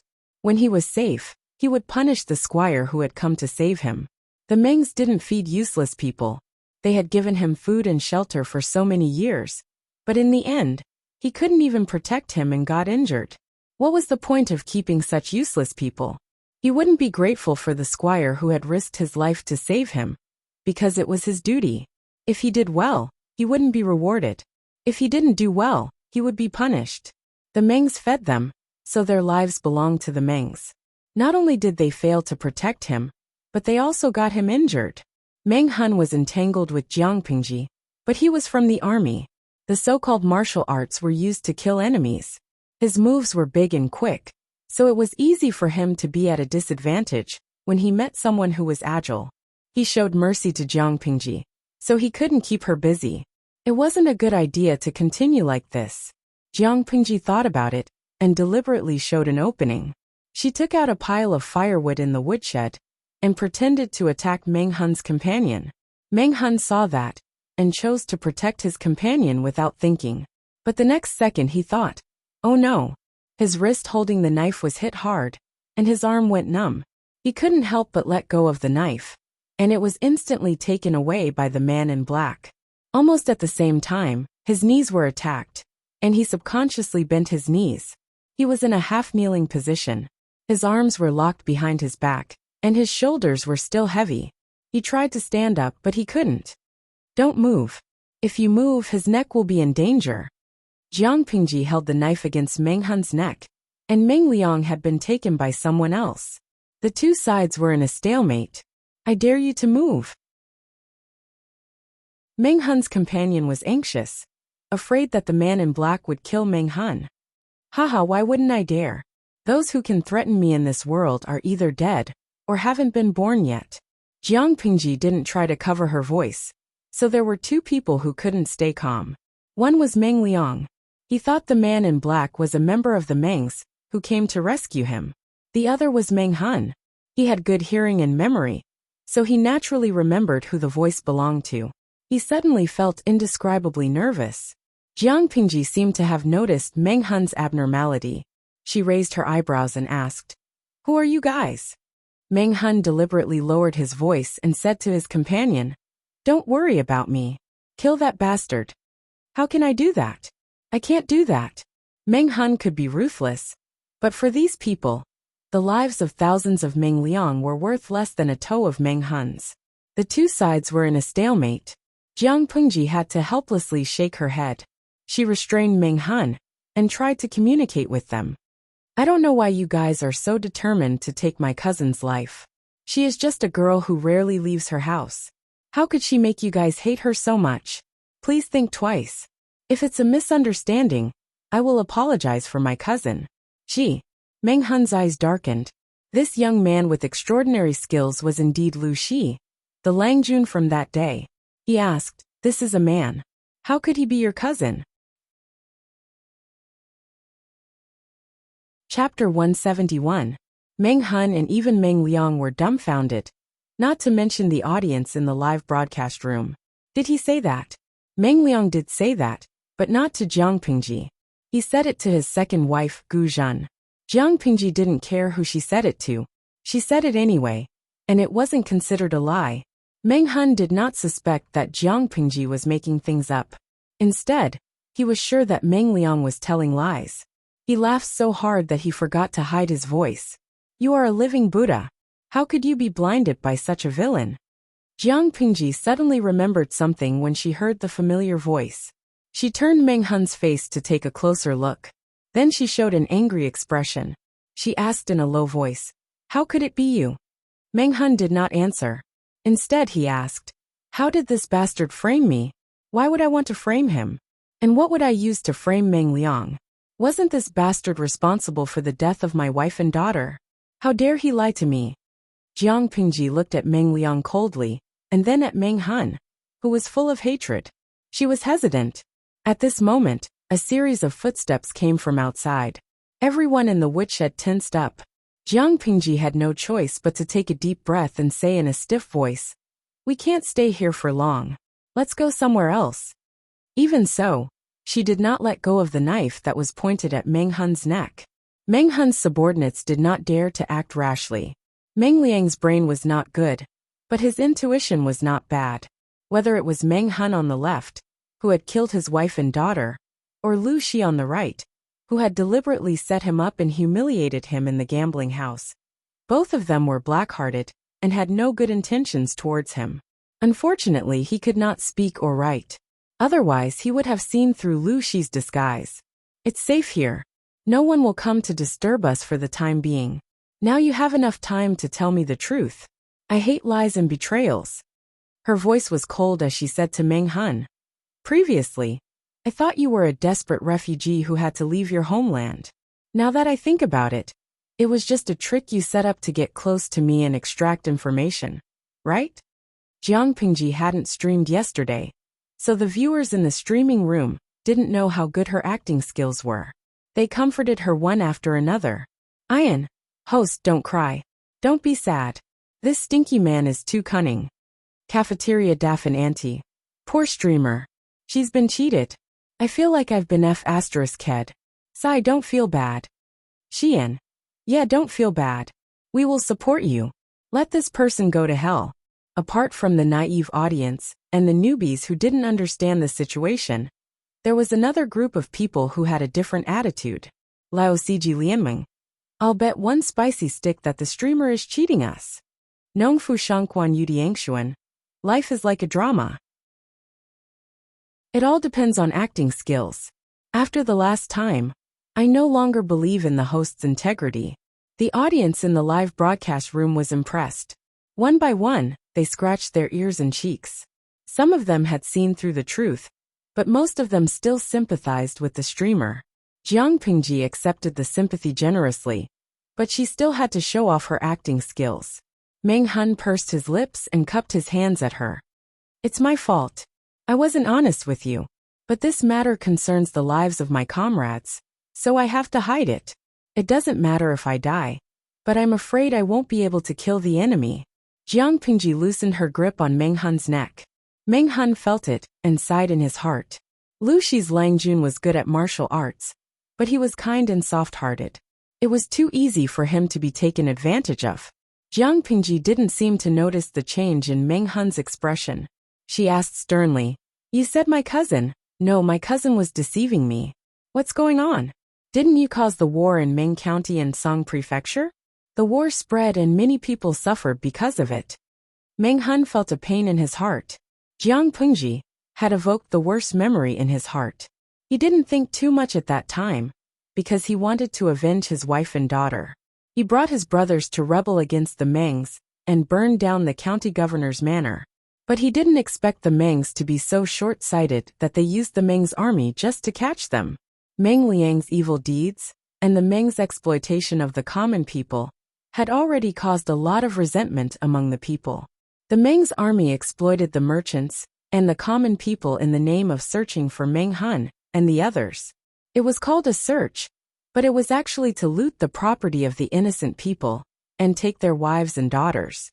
The Mengs' army was no longer a famous and courageous army in the Xia dynasty. They were just a bunch of ruffians. Meng Hun rebelled against the Mengs. That was the fuse. But the real cause of the chaos in Meng County was the Mengs' army itself. But no matter what, the cause was Meng Hun. His lips trembled.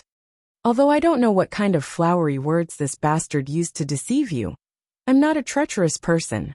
I've never done anything wrong to the Mengs, nor have I done anything wrong to the people of Meng County." Jiang Pingji's eyes wandered between Meng Liang and Meng Hun. Her eyes flickered as if she was thinking about whether their words were true or not. The others had heard about Jiang Pingji from Meng Hun, so they had a good impression of her. They did not act rashly.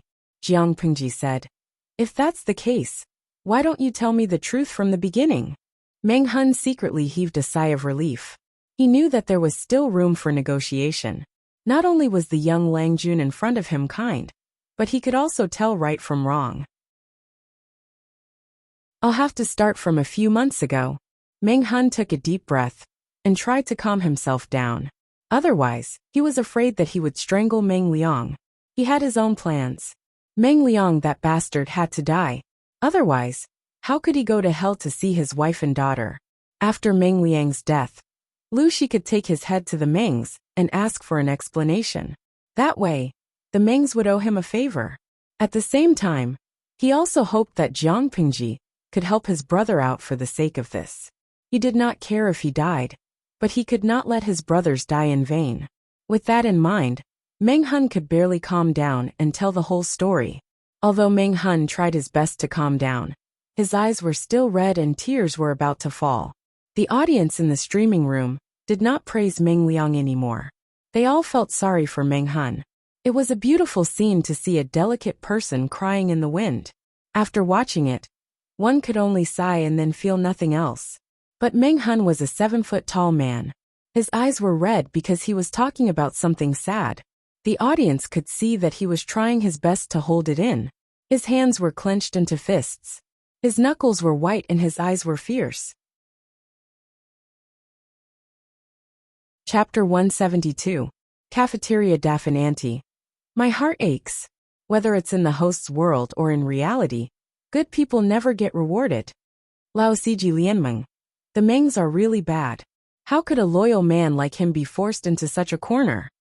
But I still have to say that he's a brave man. Loyalty doesn't mean blind loyalty. He's a good man. If you don't acknowledge me, it's unfair. Xian. I hope you can help him. He's too pitiful. Lu Wezisando. Same. Although reality is cruel, I still believe that good people will be rewarded. Jiang Pingji was also shocked. She widened her eyes in disbelief. How could this be? Meng Hun said. If you don't believe me, you can ask the merchants in Meng County. Even though the Meng's army tried to shut them up, I believe that someone will tell the truth. Even if you can't, you can ask about Meng Liang's reputation in Meng County. Jiang Pingji was hesitant. After a long time, she said, although I sympathize with what you've been through, you know that the Mengs are one of the 4 noble families in Dongqing. Even the government is afraid of them. They can only worship them and don't dare to offend them. How can a small family like mine go against the Mengs? For the safety of my family, I can't let you kill Meng Liang. Absolutely not. Meng Hun felt helpless when he heard that. I can let you go and guarantee your safety. Leave Hejian County as soon as the gate opens tomorrow morning. Don't come back.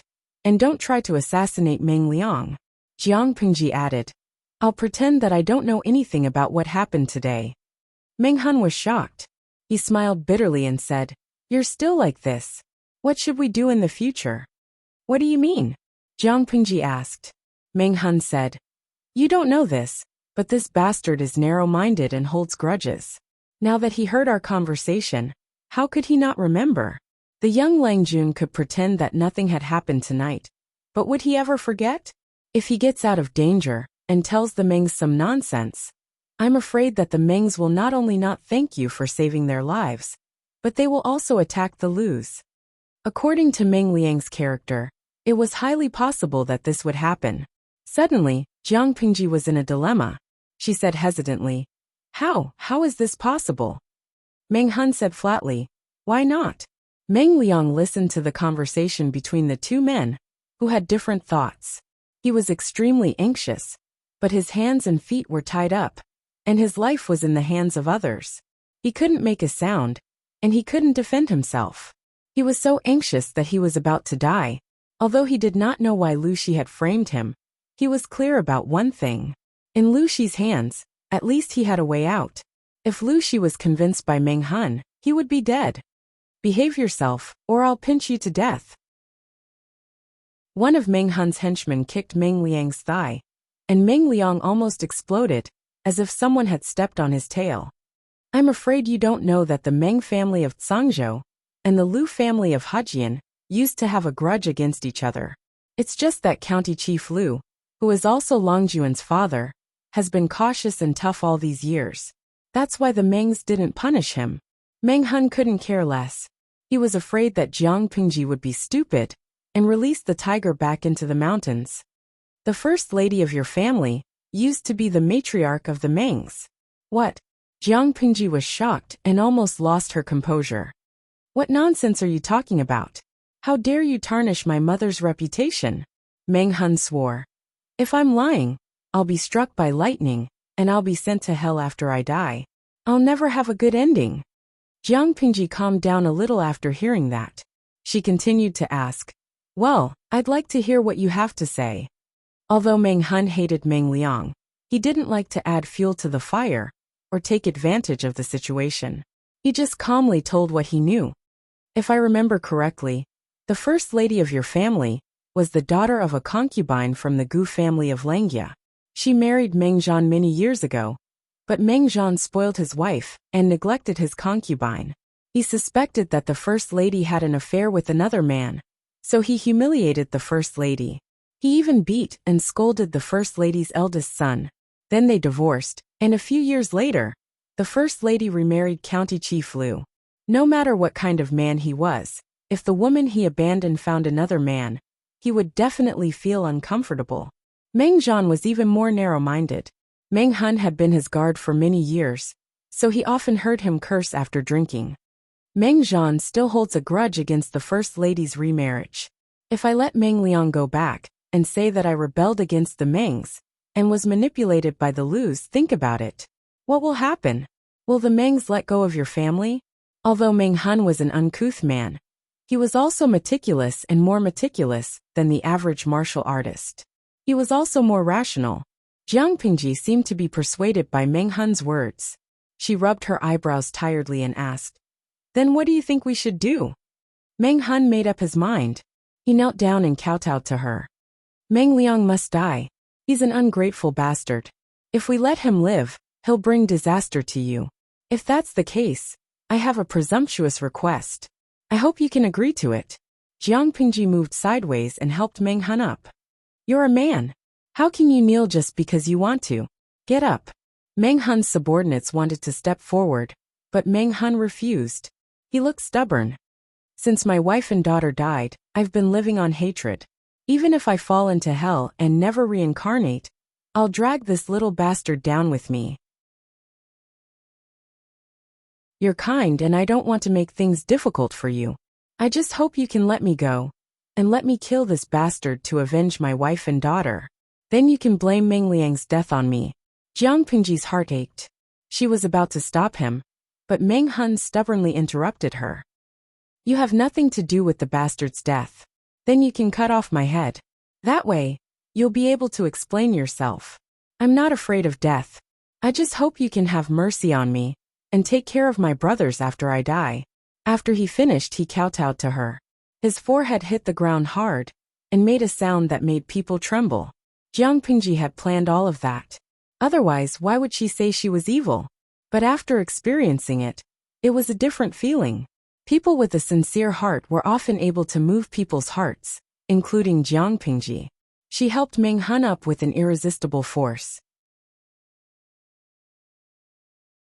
Chapter 173. Meng Hun was elated. Did that mean she agreed? However, Jiang Pingji changed the topic. But are you really willing to sacrifice your life for someone like that? Meng Hun smiled bitterly. Do you know what it means to value a human life? My life is worthless, but it's worth it if it can be exchanged for Meng Liang's life. There are many people in Meng County who want him dead, but they don't even know where he is, let alone kill him to avenge their loved ones. Jiang Pingji sighed and said, You won't be satisfied until you kill him? Meng Hun nodded. Yes, Meng Liang has to die. Otherwise, I won't let him go even if I become a vengeful spirit. Meng Liang was already in despair. He knew he couldn't escape this time.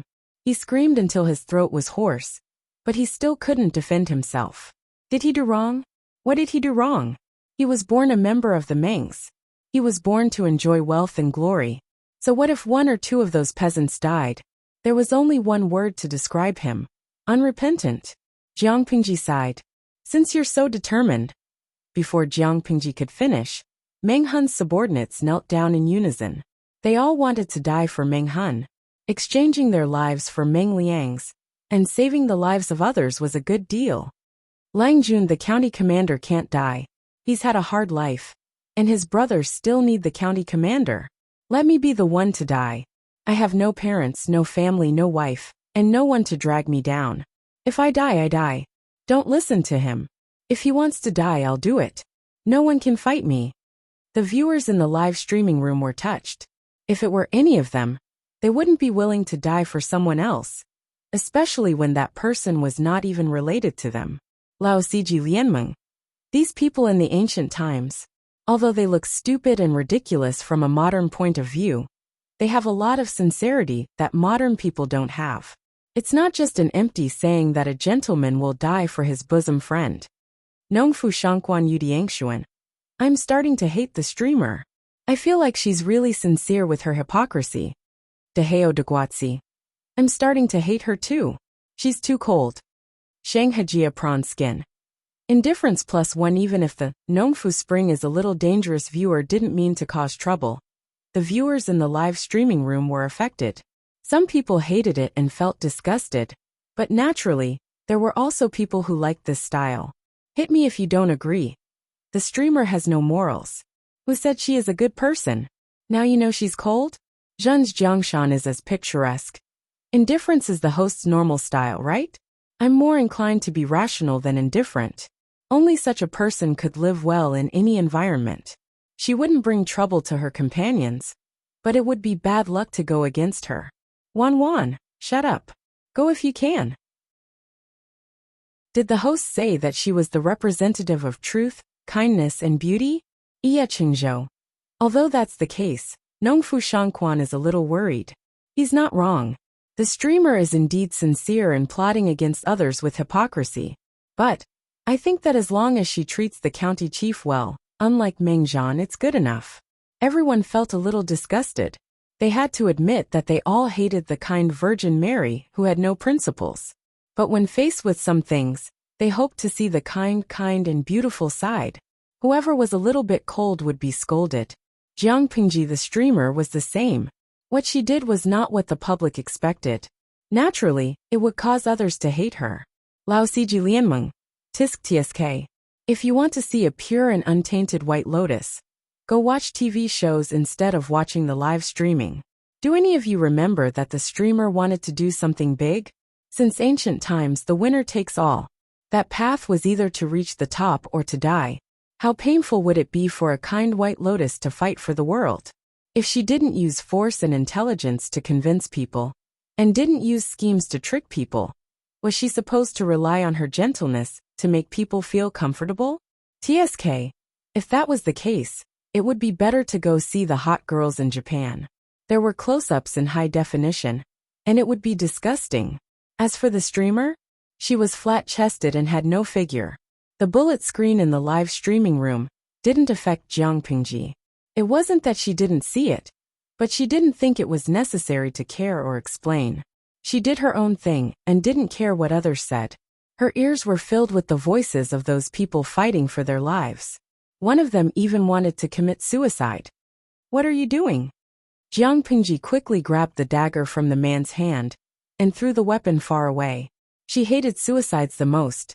No matter what the original intention was, suicide was an act of cowardice. Get up, all of you. I have a way to deal with this. It's shameful for a man to fight for his life. Jiang Pingji said angrily. Her face was also angry. Obviously, she was really angry. The man who wanted to commit suicide was watched closely by everyone to prevent him from doing something stupid again. They didn't care about the reprimand in Jiang Pingji's tone. Their focus was on the first sentence. She said angrily, I'm not doing this to save you, nor is it for anything else. I just want to protect my clan and retreat from this disaster. I don't care if you want to live or die. If you want to die, don't die in front of me. Before Meng Hun could speak, Meng Hun's comrade asked, Do you have any good ideas, Lang Jun? It's not a good idea, but it's better than what you're doing. Jiang Pingji said harshly, Meng Liang's behavior can't be left alive. I can hand him over to you. You can do whatever you want with him. But it's not that easy to protect all of you. The man said again. Lang Jun, we're listening. We'll do it no matter how hard it is. Meng Hun couldn't say anything. He was also the focus of his comrades' attention. They didn't want him to commit suicide. First of all, you have to bear the crime of kidnapping and killing Meng Liang. The man made a sound of doubt and said blankly, "We should have killed him. Why would anyone fight for the crime?" Jiang Pengji was speechless. "To be honest, young man, you're kind of cute." She ignored the young man's words and continued, "The Mengs won't give up after hearing the news." Meng Han had something to say. Meng Zhan has always been suspicious of the first Longjuan's bloodline. He doesn't recognize him. He has hinted many times that he wants Meng Liang to inherit the clan. If Meng Liang dies, the first Langjun will be the heir of the Mengs. Meng Zhan doesn't want that to happen. If Meng Liang died, Meng Zhan might really explode. Chapter 174. Meng Han listened carefully, but in the end, he still didn't understand what she meant. Jiang Pengji continued to speak tirelessly. "I'm afraid you don't know that because of the drought in the surrounding counties, many people have no choice but to become bandits and hide in the deep mountains near Hejin County. In recent days, bandits have been raiding houses more frequently. If there's a riot, the people will definitely be uneasy." Meng Han vaguely understood and asked, "Langjun, are you worried that the people will be in chaos and the bandits will take the opportunity to rebel?" She nodded, but then slowly shook her head. "You're only half right. You haven't mentioned the other half, the most important part." Meng Han didn't understand. He was just a crude person. Even if he was meticulous, his brain couldn't compare to those black-hearted people. If the people's hearts are in chaos, how do you think they will react? Jiang Pengji guided him, until a look of realization appeared on his face. Then she continued, "Food is the most important thing to the people. No matter when or where, filling their stomachs is the most important thing for the people." However, it had only been a month since the spring plowing had ended. If news of this matter were to spread, they would have to wait for the summer planting, and it would be far from the autumn harvest. The farmers spent more than half of their harvest last year. What do you think will happen if someone deliberately spreads rumors, such as that the army will spread to Hejin County? Meng Han's mouth and tongue were dry as if there was a fire burning in his throat.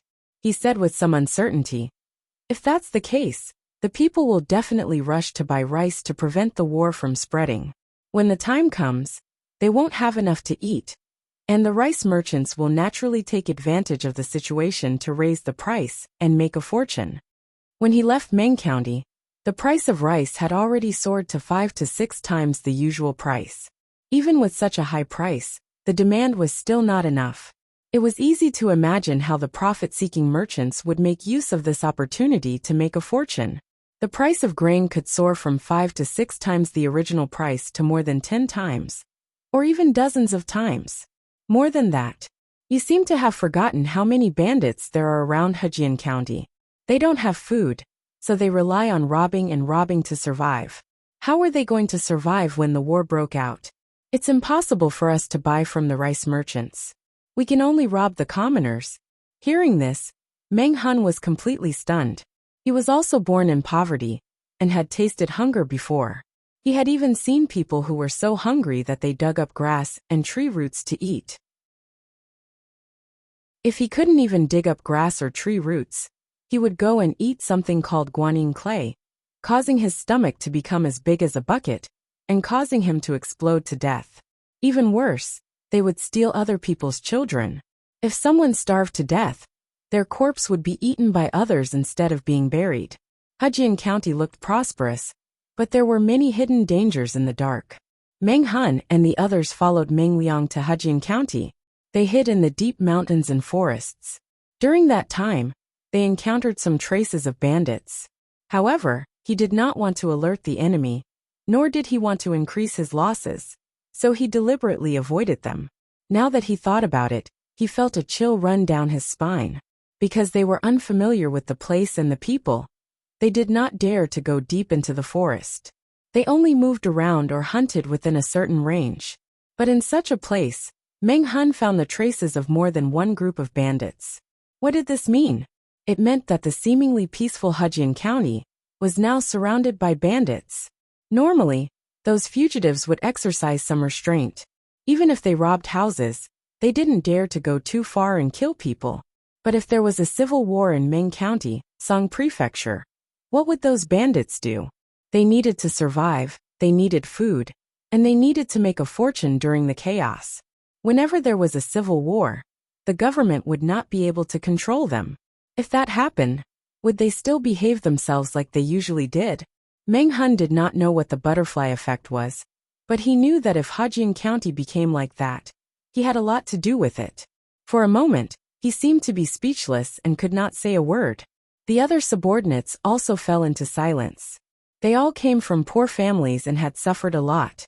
How could they not understand?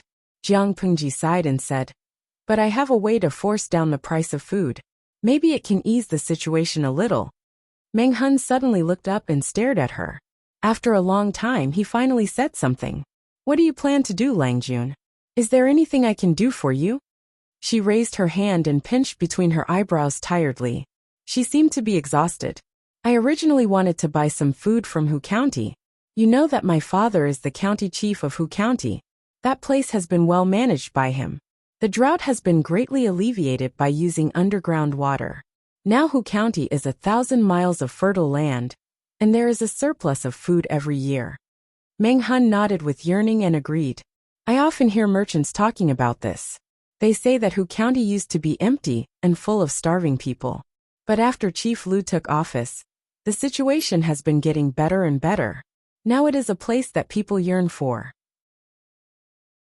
Speaking of this, he paused for a moment and said awkwardly, "You're trying to alleviate the food shortage in Hejian County with rice from Hu County. This is indeed a good thing, but you're still young and don't have much money with you. Even if Chief Lu agrees with you, I'm afraid that the money and effort you'll spend will be incalculable. Moreover, you might even arouse the jealousy of others. It was not easy to be a philanthropist. The chief of Hejian County might not want to see such a good thing that could win the people's hearts." Jiang Pingji said helplessly, "What you said is right. But if I don't do it, should I just stand by and watch?" Meng Hun was stumped by her question and was momentarily speechless. She continued, "If there was a better source of rice, why wouldn't I do it? But who would be willing to be so generous? Who would have so much rice in their warehouse? In today's world, everyone looks out for themselves. Who would be willing to help the people?" The question stunned all the men in the room. They could not think of a solution either. At that moment, the young man whom Jiang Pingji thought was cute suddenly had an "I got it" expression on his face. He pointed at Meng Liang, who was still struggling, and stammered, He can do it." Everyone was dumbfounded. They looked like they were saying, "Are you kidding me?" If Meng Liang had a good heart, would the county chief have been forced into such a desperate situation? Jiang Pingji understood immediately before they could react, but she was still hesitant. Meng Hun saw her expression and knew that she had an idea, but she was too embarrassed to say it. "If you have any good ideas, you can tell me. If I can be of use, I will not refuse." Chapter 175. Meng Hun also understood why Jiang Pingji was silent. This method was indeed somewhat immoral. The others also realized that they wanted to use Meng Liang to exchange for food. But the county captain wanted to kill Meng Liang. If they used him to exchange for food, wouldn't they be letting him continue to cause trouble? No way. Are we going to let this little bastard go? If we use him as a hostage and ask the Mengs to give us food, he will definitely hold a grudge against us. Lang Jun and the county captain will be implicated. If we miss this opportunity, it will be hard to kill him in the future. I don't want to let this bastard go so easily. I don't want to let him go so easily. They all had the same opinion, but they were hesitant. Meng Hun clenched his fists unwillingly. Listening to their conversation, Meng Liang's heart felt like it was on a roller coaster. It went up and down, and it kept shaking. He had thought he was going to die, but now he felt like he could still save him. Based on his understanding of Meng Hun, he had a high chance of surviving. When he found his entourage or returned to the Mengs, he would kill every single one of them. No, he couldn't let them die too easily. He had to torture them ruthlessly before he could vent his anger. After a long time, Meng Hun loosened his fists. His palms were bleeding from his nails, but he didn't feel it. Let him write a letter asking for food. Meng Hun unwillingly clenched his teeth and secretly swallowed back the iron that was rising in his throat. His eyes were red as he said, Let him keep his life. We still have a chance next time. Meng Liang laughed so hard that his stomach hurt. Jiang Pingji silently reflected on herself as she listened to the others. Was her heart really that black? Host V. #smirking.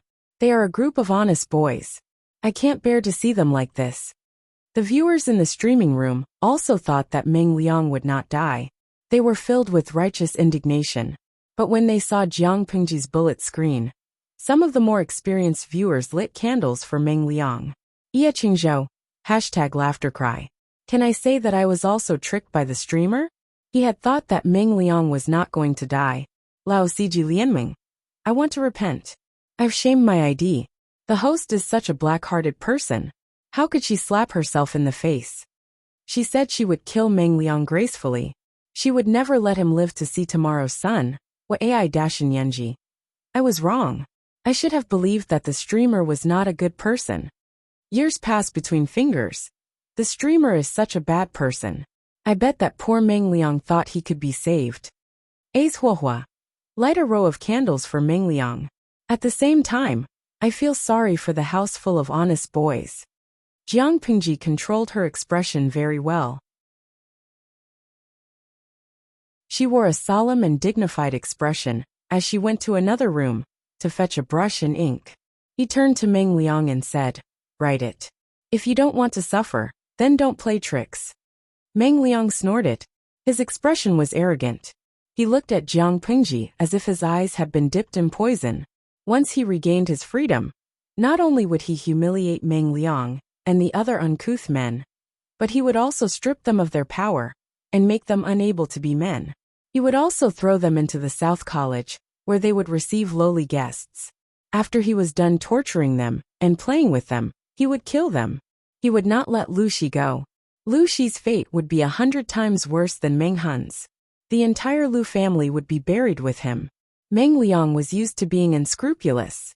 Even though he was still under the control of others, he was certain that Jiang Pingji and the others would not dare to do anything to him. He did not know how to restrain himself. The hatred in his eyes almost dyed his eyes red. It was as if he would pounce on someone and bite them the next second. Seeing Meng Liang's reaction, the others were worried. Just you wait. Meng Liang swore in his heart. Jiang Pingji seemed to know what he wanted to say. Instead, she smiled at him provocatively. Meng Liang snorted again. Just as he was about to say that he could not move his wrist and could not write, he realized that his right hand, which had been unable to move before, was gradually regaining consciousness. He rubbed it a few times and it returned to normal. It was as if his previous weakness was just an illusion. He did not have the spare capacity to think. He picked up the brush, got used to the feeling, and then started writing. Although Meng Liang was not a good person, his handwriting was very good. The viewers in the live streaming room all expressed that they could not accept it. What ai-yunji? If anyone tells me that handwriting is like a person, I will slap them in the face. Meng Liang's actions, as well as his way of life, were the greatest mockery of this saying. After a while, Meng Liang finished writing and stamped his own seal on it. The content was simple and easy to understand. There was not much talent, and there were no traps in the writing. He was too arrogant. Meng Liang was certain that Jiang Pingji and the others would not dare to do anything to him. If that was the case, why would he need to do anything to the bamboo slip? It was only a few hundred dawn of grain. For the Mengs, such a small amount of grain was more than what was rotting in the rice barn every year. Jiang Pingji dried the ink on the bamboo slip with candlelight. After confirming that there were no problems, she rolled up the bamboo slip in satisfaction. In contrast to her satisfaction, the county chief looked as if he had lost his soul. His face was deathly pale. Yes, his enemy was so close at hand. He could choke him to death with a single move, but he could not. How could he not be angry? Meng Liang was even more proud of himself. However, Jiang Pingji's next sentence sent him straight from heaven to hell. No problem. Let's settle our grudges and grievances. Meng Hun. Meng Liang. Huh? Did they hear it wrong? That was what everyone was thinking at the moment. Jiang Pingji looked at them with confusion.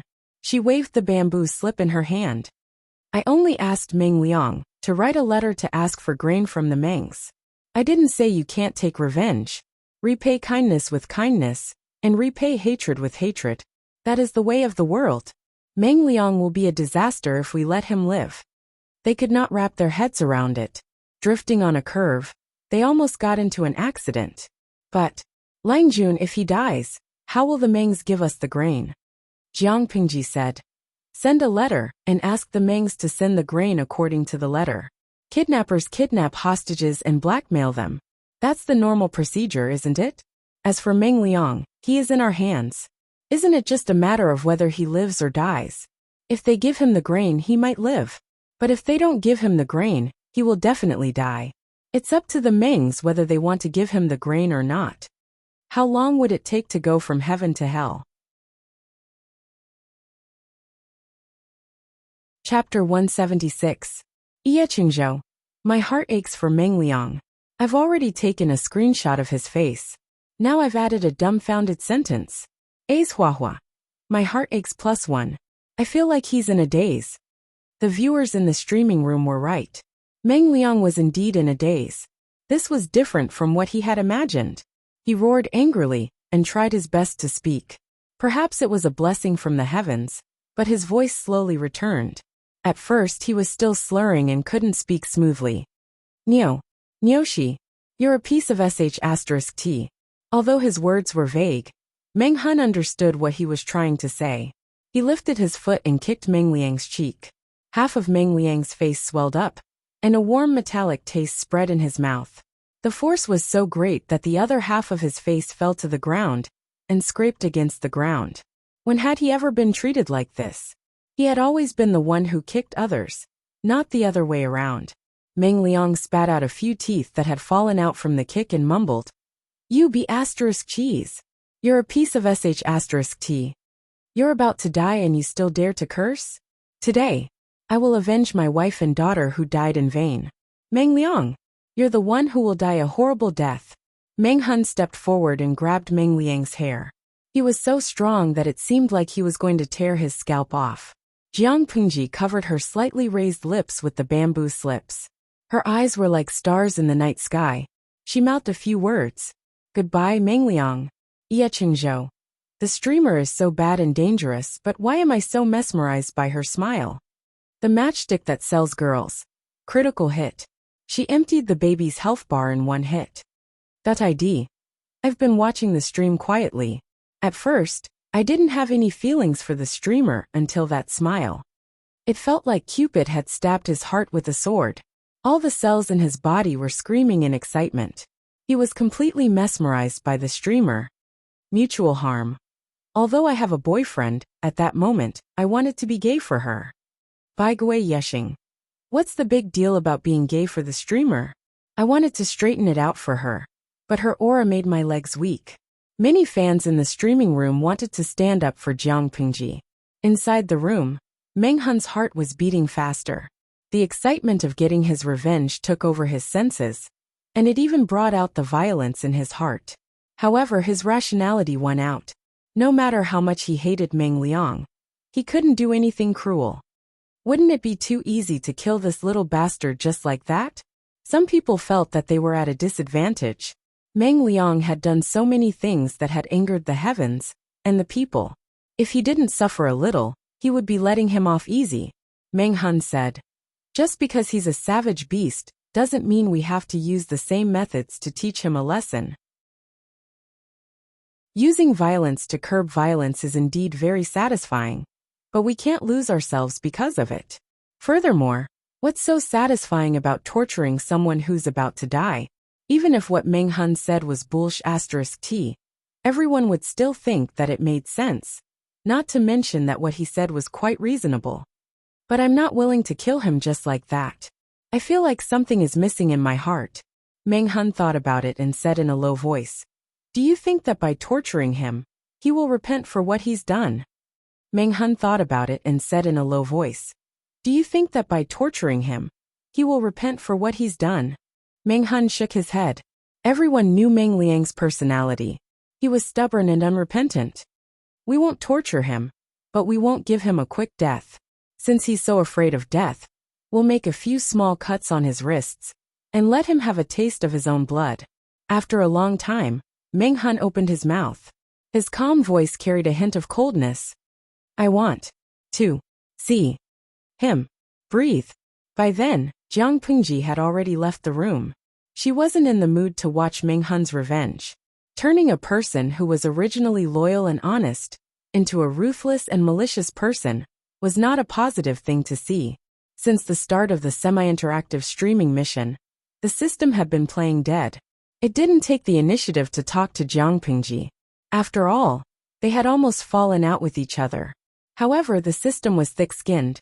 It had only been a short while, but it took the initiative to talk to her. Host, I think you're scary. Jiang Pingji snickered to herself. Scary? If it knew how scary she was, the system wouldn't have stepped on her bottom line and done things that she hated. He was just pretending to be confused. Fortunately, it was her. If it was an ordinary host, she didn't know what the system would do to her. Jiang Pingji's relaxed mood became a little heavier because of the system. Jiang Pingji didn't look up. Have you ever seen a bad guy who isn't scary? If you have, it only means that the bad guy isn't bad enough. She had sharp ears and eyes. Even though they were separated by 2 rooms, she could clearly hear Meng Liang's frightened whimpers. The next second, she heard Meng Han say coldly, "Shut his mouth." Jiang Pingji leaned against a pillar lazily. System finished the mission. As soon as she finished, the system executed it immediately. It seemed like it was trying to please Jiang Pingji. System. Streamer Jiang Pingji's first semi-interactive streaming has ended perfectly. Dear viewers, are you satisfied? A. Satisfied. B. Average. C. Not satisfied. At that moment, Jiang Pingji was too lazy to say anything to entice the audience to vote. She could vote whatever they wanted. She was too lazy to serve them. But even though she was too lazy to serve them, there were many enthusiastic viewers in the streaming room who helped her get votes. It wasn't the first time they voted. Many experienced viewers expressed that they understood and gave a satisfied rating. Not only did they give a satisfied vote, but they also incessantly increased the number of votes on the streaming screen to get others to give a satisfied rating as well. In order to have a better stream, it was necessary to give a satisfied vote. Therefore, the final result was much better than the original plan. With a total of 10,000 votes, there were 9,235 satisfied votes, 622 average votes, and 143 dissatisfied votes. Although the satisfaction rate was high, it was lower than the first time by a few percentage points. More importantly, the satisfaction rate did not reach the standard of a gold chest. Regrettably, it was a silver chest. Jiang Pingji listened to the system's notification. She didn't ask Master Liaochen about her luck that day. She opened it. It was another card. But it wasn't a streamer's level-up card. It was a card with an alluring and sexy nude girl drawn on it. She had big breasts, a slender waist, and long legs. Her legs were slightly closed, and her arms were lazily folded in front of her chest. She seemed to be revealing, but not covering. Jiang Pingji was speechless. It seemed like the viewers in the streaming room couldn't see the card in her hand. Otherwise, they felt like their wisdom would be ruined.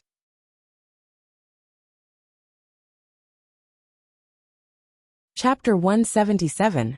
XX Masterpiece, 9 Winding Corridors, Wonderful and Unpredictable. You deserve it. No man will be able to leave your charm. Men will be intoxicated and unable to extricate themselves from it. You will truly have a harem of 3,000 beauties and 3,000 dotes on you. From then on, the king will not attend morning court. Jiang Pingji. System. Damn it, damn it, damn it, damn it. System. She suddenly smiled. Her smile was as bright as the morning sun, but the words she said were chilling. You'd better remember this. The system felt wronged. It was the scapegoat. Was it to be blamed for not getting a good card? However, according to the main plot of the palace intrigue system, this card did not disappoint Jiang Pingji's reputation as the lucky emperor. If it were the previous host, she would have to accumulate a huge amount of popularity points before she could redeem it from the system store. Jiang Pingji did not need to spend anything. She randomly drew a silver treasure chest and got the most valuable one. How is that not popular? However, the system did not dare to say this out loud. It was afraid of being scolded by Jiang Pingji. Was there any other system in the world that could live such a sullen life like it? The system followed Jiang Pingji's wishes and said, "Since the host doesn't like it, you can sell it to the system store." Jiang Pingji did not even bother to lift her eyelids. What she said made the system tremble in fear. But it was also secretly delighted. When did I say I didn't like it? She did not wait for the system to be happy. She continued, "There are benefits to keeping it. Which man has enough rationality to control himself? There are only a few who can control themselves. The higher their position, the more unscrupulous they are, and the more conceited they are." She could imagine what those men who had multiple wives and concubines were thinking. If they liked women, they would pamper them. If they did not like them, they would be left aside for a period of time. They wouldn't hate each other. They would only scheme and scheme against each other. They would do their best to attract his attention and love. What was the purpose of the infighting in the backyard and the bloodshed? To monopolize the man's love? Or to obtain the husband's love? Then they would kill the unborn babies in the wombs of other women with a clear conscience. Their words were full of sarcasm and jealousy. Their faces were detestable. Or, was it just for the sake of wearing better clothes, eating better food, and being surrounded by servants and escorting him around? Jiang Pingji was disgusted by the abnormal atmosphere of that era. He was extremely disgusted, and wanted to vomit every time he thought about it. What made her even more disgusted was that there was a system in her brain that constantly reminded her of this fact. What is palace intrigue? In essence, wasn't this a monkey show that was full of clowns fighting over the right to use a man's organs? Jiang Pingji's emotions were tumbling. On the other side, the system's heart slowly became active. The host's words meant, "She's interested in palace fighting now?" It said that a woman's appearance and figure were her natural weapons. To conquer a world, a woman only needed to conquer the man who conquered the world. Why was there a need to work so hard? Even if she was a strong woman, she still had the heart of a little woman. She looked forward to being protected, held in the palm of someone's hand, and praised to the heavens. I don't like that kind of man. To put it nicely, he's a man. But to put it bluntly, he's just a creature that's led by the nose by his body's desires. The reason why humans are intelligent creatures, and can step out of the shackles of Earth, and enter the interstellar stage, is because they are rational and not driven by instinct like animals. Jiang Pingji said calmly, as she played with the card with a somewhat shameful pattern in her hand. After hearing what she said, the system suddenly became emotional like a frosted eggplant. The corner of its mouth twitched as it said, "According to your standards, it seems that there are no men or women in this world, only living creatures." Jiang Pingji sneered. "You can't be so absolute. Don't kill everyone with one blow. Bad bamboo can still grow good bamboo shoots." The system snorted. "You're so demanding. I feel that you won't be able to get married in this lifetime." As a palace intrigue system, why did it choose such a perversely demanding host? There was no solution. She replied casually, "Then I'll marry the one I think is the best. It's either the best or none." The system was confused. If that was the case, shouldn't Jiang Pingji hate the card in her hand? As if sensing its confusion, Jiang Pingji said, "Although it's quite disgusting, you have to admit that those who are dominated by instinct are indeed easier to deal with. This card is very evil, but if one day it was used on a woman with a peerless appearance, no man would be able to escape from the combination of appearance and figure. The land of gentleness is the grave of a hero." The power of seduction was great, and with the help of the card, its combat power was off the charts. The system was speechless. Jiang Pingji raised an eyebrow and said with contempt, "Do you think that I'll use it on myself?" The system laughed awkwardly, not daring to answer directly. If it answered yes, it was sure that Jiang Pingji would spit it to death. The streaming room was closed. Jiang Pingji closed her eyes and felt the peace that she hadn't felt in a long time. After some time, a strong smell of blood floated to her nose. She opened her eyes and happened to meet Meng Hun's gaze. "He's dead, and you've avenged him?" she asked. Meng Hun was sitting not far from her. His forehead was still covered in dust from kowtowing. He looked pale and haggard. Jiang Pingji asked again, "What's the matter?" Meng Hun hesitated, not knowing if he should speak. She saw through Meng Hun's thoughts and said, "Those people can only live well if you're alive because you're their backbone. Meng Liang is dead, and you've avenged him. What do you plan to do next? If you want to kill yourself, and let me cut off your head to answer to the Mengs, don't. Suicide is the behavior of a coward." Meng Hun looked embarrassed. Jiang Pingji had already said what he wanted to say. What else could he say? "I asked you before if you want to come to the lu's. What's your answer now?" Jiang Pingji said, "You just need to say yes or no. If you want, I'll take care of the rest for you. The Mengs will soon be too busy to take care of themselves." Meng Hun's thick lips moved. Hesitation and struggle flashed across his face. All in all, he and Jiang Pingji had only known each other for less than a day. But he was indeed moved. "Do you want to leave your name in history?" Jiang Pingji asked Meng Hun while leaning against a pillar. She propped up her right leg and rested her wrist on her right knee. Meng Hun's eyes were wide open, and he seemed to be in a daze. What did he hear? Leave his name in history? Was she talking about him? Meng Hun felt as if he had heard something very important. His mind told him that he shouldn't continue listening, but his body was very honest. It was even a little eager.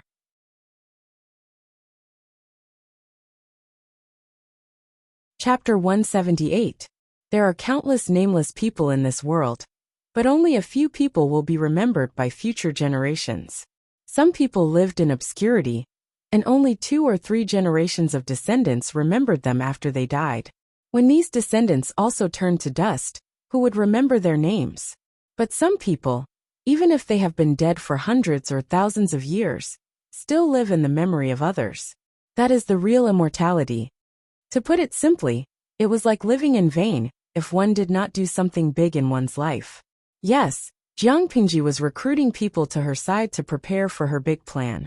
Meng Hun listened to Jiang Pingji's words and had a strange and palpitating feeling. He felt his mouth was dry, and after a long time he said bitterly, "Langjun, what do you mean?" Jiang Pingji suddenly smiled. "Instead of hiding your identity and living in seclusion in the wilderness, why don't you follow me?" Meng Hun was shocked. His eyes were full of shock and embarrassment, and he was eager to try. But aren't you afraid that the Mengs will come to you?" Meng Hun felt that he needed to calm his restless heart. It was too dangerous. "Didn't I say, if you want, I will take care of the rest for you? The Mengs are just grasshoppers after autumn. How long can they jump around? History is just a piece of white paper written by the winner. If you want, you can make them infamous for thousands of years." Jiang Pingji's voice seemed to have the power to bewitch people, and she was luring Meng Hun into the trap bit by bit. How much praise you will receive in the future will be how much they will be criticized. Don't you think that the blueprint is too tempting? Indeed, very tempting. Meng Hun's breath was slightly heavy, and he could not help but swallow. The scene in front of him seemed to be shrouded by the future she spoke of. But even so, Meng Hun's reason still prevailed. Why would Langjun have such a rebellious thought? Jiang Pingji sneered and said in a strange voice, "Rebellious?" Meng Hun slowly regained his reason, and he wanted to suppress the throbbing in his heart, so that he could not even defend the basic line of defense. "Don't you think your idea is rebellious?" She shook her head and asked with a smile, "Do you think my idea is rebellious to the royal family of Dongqing, or to the Mengs in Sangzhou? Look at the court today. When has it ever been clean? Look at the people today. When did they ever have enough to eat? Meng Hun, touch your heart and tell me, were you loyal to the royal family of Dongqing, or the Meng family of Sangzhou?" Every question was like a brick hitting Meng Hun's heart, making him unable to speak. "You don't have to answer me. Everything is clear from the moment you still call me Langjun instead of a rebel." Meng Hun suddenly felt powerless. He didn't even dare to face Jiang Pingji's gaze. Meng Pingji, we're all right. "Let's not talk about this." Jiang Pingji snorted through her nose. She listened to the mockery. "Based on the current situation, how long do you think this illusion of peace can be maintained? Didn't your old boss, the Meng family, already cause the people of Sangzhou to be filled with resentment and a military disaster?" She said leisurely, Let's not talk about the internal problems, and just talking about the external problems. Dongqing is also in imminent danger. If so, everyone in the world has the right to fight for it. Why can't I? The founder of the Xia dynasty once said that he was the emperor's mandate. If so, why couldn't his descendants protect the country? Why did so many people rebel against the Xia dynasty? Is this the so-called emperor's mandate? I don't believe it. Meng Hun's eyes flashed with panic and anxiety as he listened to her. Be careful, Lang Jun. The walls have ears. Jiang Pingji clicked her tongue and said, Don't worry. The only people who can hear these words are you and me. No matter how good the walls have ears, they can't hide from me. Otherwise, why would I be here telling you these things? Do I look like a careless person? She was arrogant, but she was not stupid. Did she think that she was as brainless as Meng Liang? She only dared to say that because she had someone to rely on.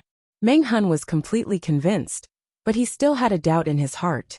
Even though he knew that if he asked, he would be looking for trouble. Lang Jun, you trust me so much. Have you ever thought about what would happen if I didn't mean what you said? Meng Hun knew that he was looking for trouble. After all, no matter how he answered the question, it would not be right. Jiang Pingji glanced at Meng Hun and asked, Are you saying that your willingness to commit suicide for your brother was just an act? Of course not. So I'm not worried. Jiang Pingji looked down and said casually, If I'm wrong about you, then I'm blind. Thus, Meng Hun got on Jiang Pingji's boat without knowing why. If I'm blind, I'll get rid of you, she added with a smile. Meng Hun was speechless. Wait, why did it feel like something was wrong with Lang Jun? Before Meng Hun could think about it, Jiang Pingji had already changed the topic. This is the Lu Manor. There's an ice cellar here. You can store Meng Liang's body there to prevent maggots from rotting. Jiang Pingji didn't need to look to know how Meng Liang died.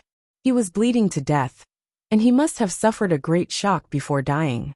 What an unlucky child.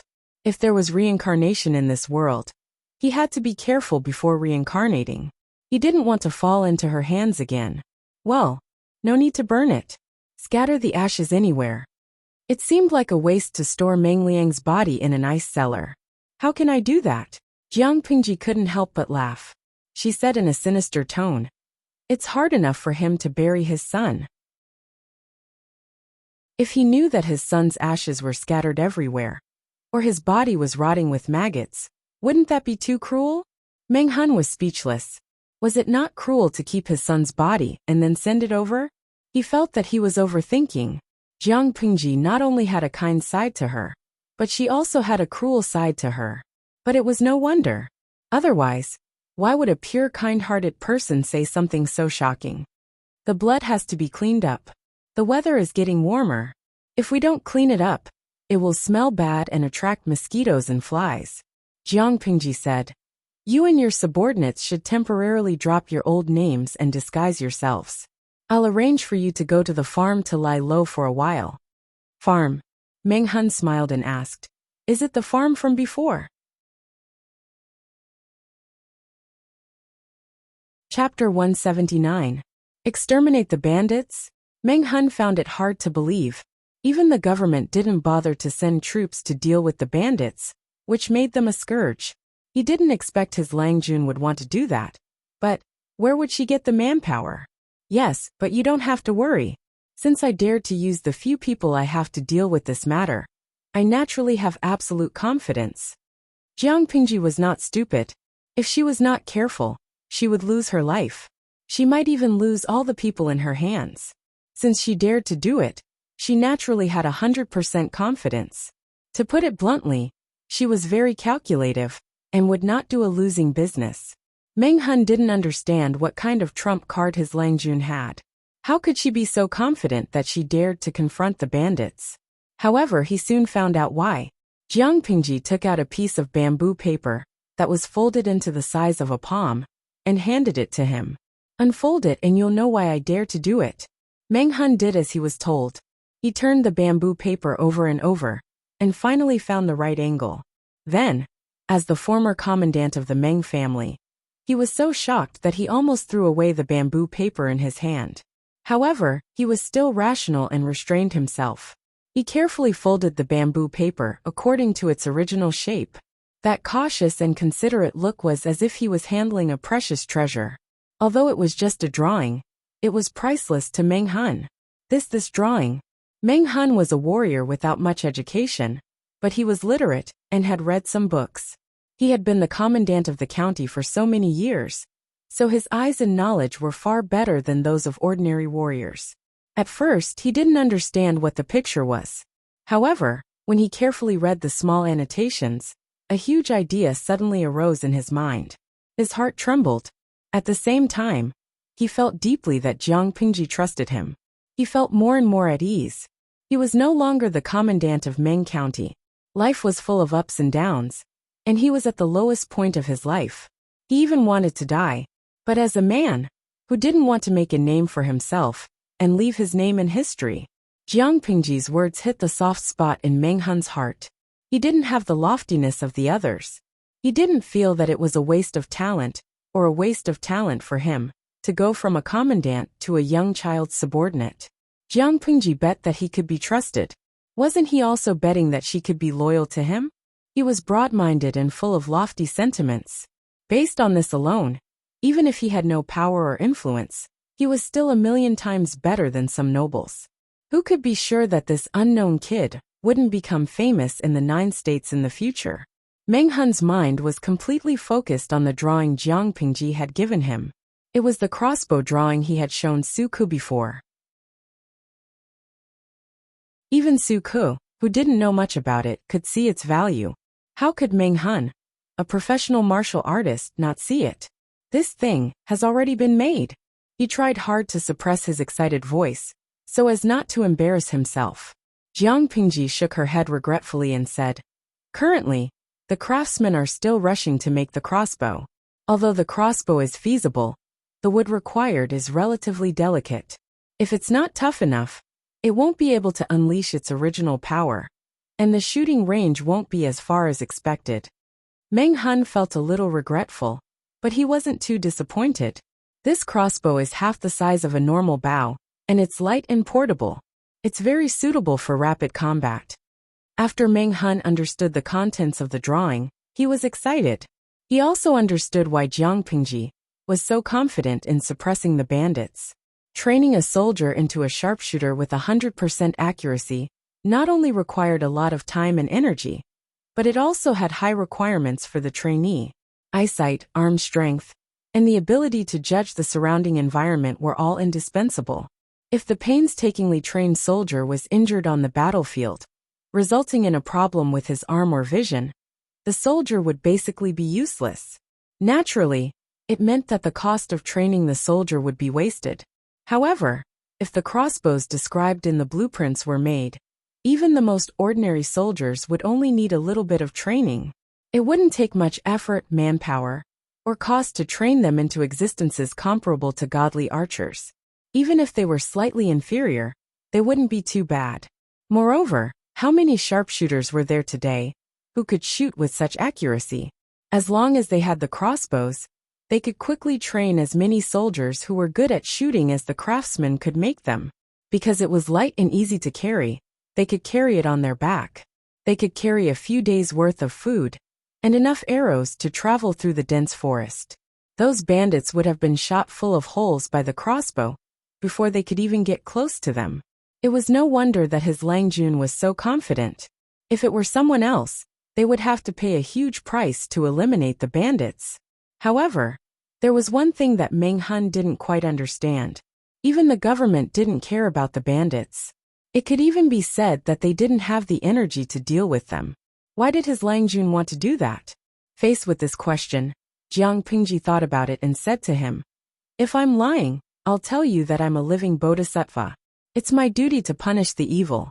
But if I'm telling the truth, it's definitely not like that." Meng Hun was speechless. "The truth is, you need money to recruit soldiers and buy horses. I'm so poor that I don't even have money in my pocket. How can I afford to buy young strong men?" Jiang Pingji snorted. Meng Hun looked calm on the surface, but there was an indescribable subtle feeling in his heart. She continued, "Most of the bandits are young people who can't make a living anymore. Although there are some problems with them, We can't say that all of them are undesirable.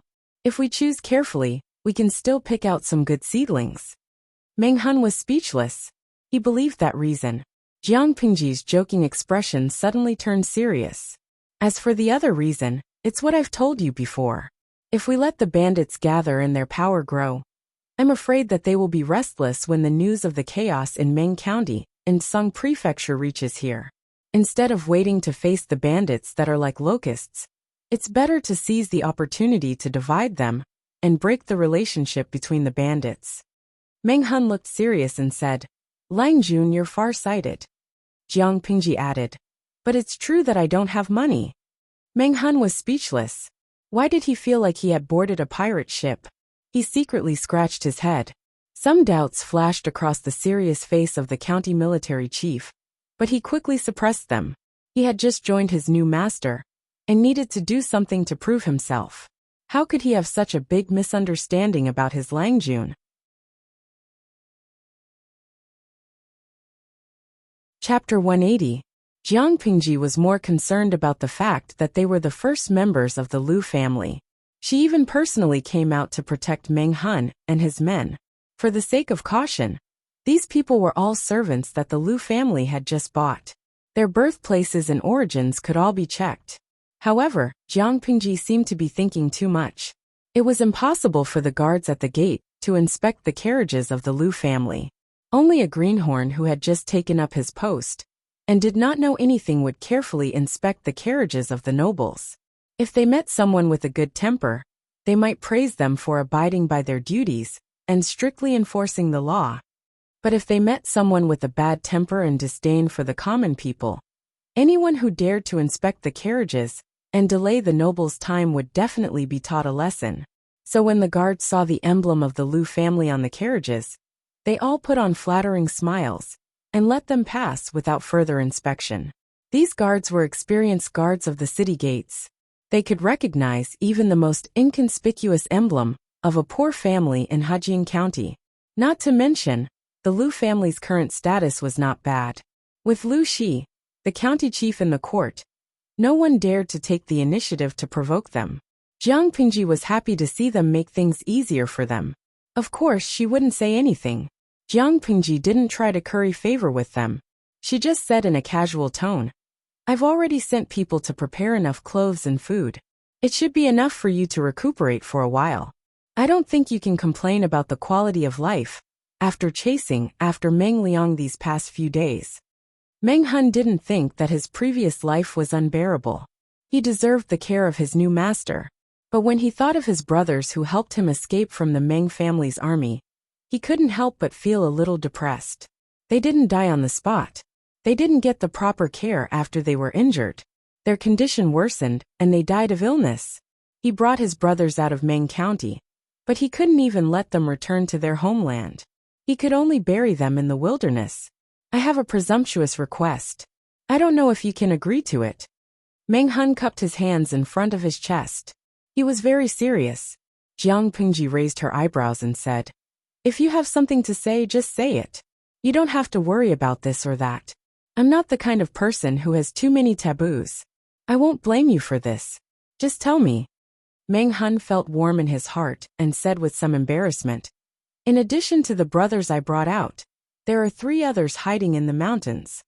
Are the injuries serious? Meng Hun said, Before, with the thing you gave me, my illness was slightly suppressed. But my body is still very weak, so I can't move. Since that's the case, wait until you've settled down at the farm, then go to the mountain to receive them. There are many ferocious beasts in the forest. It's too dangerous for the 3 of you to stay there. You're being careless. Jiang Pingji's words warmed Meng Hun's heart. Meng Hun's face was full of shame. He didn't agree either, and insisted on leaving one person to take care of the wounded. However, his brothers were stubborn and refused no matter what he said. How could Meng Hun dare to disappoint such sincere feelings? Only by killing their enemies with their own hands and taking revenge would they be able to get back at them. Thank you for your understanding, Lang Jun. Jiang Pingji didn't say anything. After all, to her, it was as easy as lifting a finger, but to Meng Hun, it was life-saving. The training of the farm is currently in Xiaoyu's hands. But after you go there, I'll hand it over to you. When Meng Han heard that, he was at a loss. He was a little flattered but also a little uneasy. Although he didn't know who Xiaoyu was, he knew the principle of first come, first served. If he went there and asked Xiaoyu to let go of his work, that didn't seem right. Although Meng Han was a martial artist, he also knew the ways of the world. Jiang Pingji saw his uneasiness and said, "Don't think too much. We are short of people, so we use Xiaoyu as 2 people." Meng Han was speechless. Suddenly he felt pity for Xiaoyu. What should he do? Did he know that he was being exploited by Lang Jun? Suddenly, a blurry figure appeared in Meng Han's mind. It was the figure of him working diligently under Lang Jun's whip. If he knew you were going to take over, he would be happy. After all, it's not something he's good at. If he wants to do well, he needs to spend more energy and time. Jiang Pingji leaned against the table. Meng Han was in the same car as her. And the others were in another rented car. And to be honest, you have actually met him before. Don't be too nervous. Xiaoyu is easy to get along with.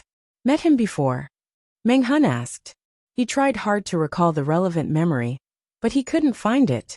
Jiang Pingji smiled and said, "That day, he was the one with a white cloth wrapped around his face, sitting by the river and fishing." Meng Han vaguely had an impression of him. He seemed to be a young boy. Anyway, they had met before. Meng Han's nervousness gradually faded. He thought to himself, why should I worry about a young boy? However, Meng Han would soon regret his thoughts. He was indeed a young boy, but he was in charge of finances and internal affairs. Suke could decide everyone's quality of life, but Meng Han was clumsy with words. How could he be Suke's opponent? Soon the farm was close at hand. Meng Han sighed in his heart. He didn't expect to come here for the second time with such an identity. When they arrived, Suke was still diligently supervising the training of the servants, or rather the troops. They didn't know if it was because Jiang Pingji had trained him before, but his appearance and mental state were much better than before. Hearing that his Lang Jun was here, Suke quickly stopped what he was doing and slightly tidied up his appearance. However, when he saw the strong man standing behind Jiang Pingji, Suke's polite smile froze on his face. This guy, why is he here again? Xiaoyu, come and meet me. Jiang Pingji smiled at Suke and said, this is the new chief coach. His surname is Meng. Suke was speechless. How did they hook up in such a short time? Why didn't he know anything about it? He felt like he was still dreaming. The bullet screen was full of doubts, but Suke politely greeted Meng Han. Seeing Suke greet him, Meng Han subconsciously saluted him. Jiang Pingji was very satisfied with one of them. One was civil, one was military, one was internal, and the other was external. Since Coach Meng is here, I'll leave the training to him. As for the details, I'll talk to Coach Meng later. Before Jiang Pingji said anything, Suke already wanted to shake his hand. Meng Han didn't expect her to shake his hand so quickly. He looked a little embarrassed. Jiang Pingji said to Suke impatiently, Coach Meng just arrived, and you can't wait to shake my hand. It's as if I mistreated you before.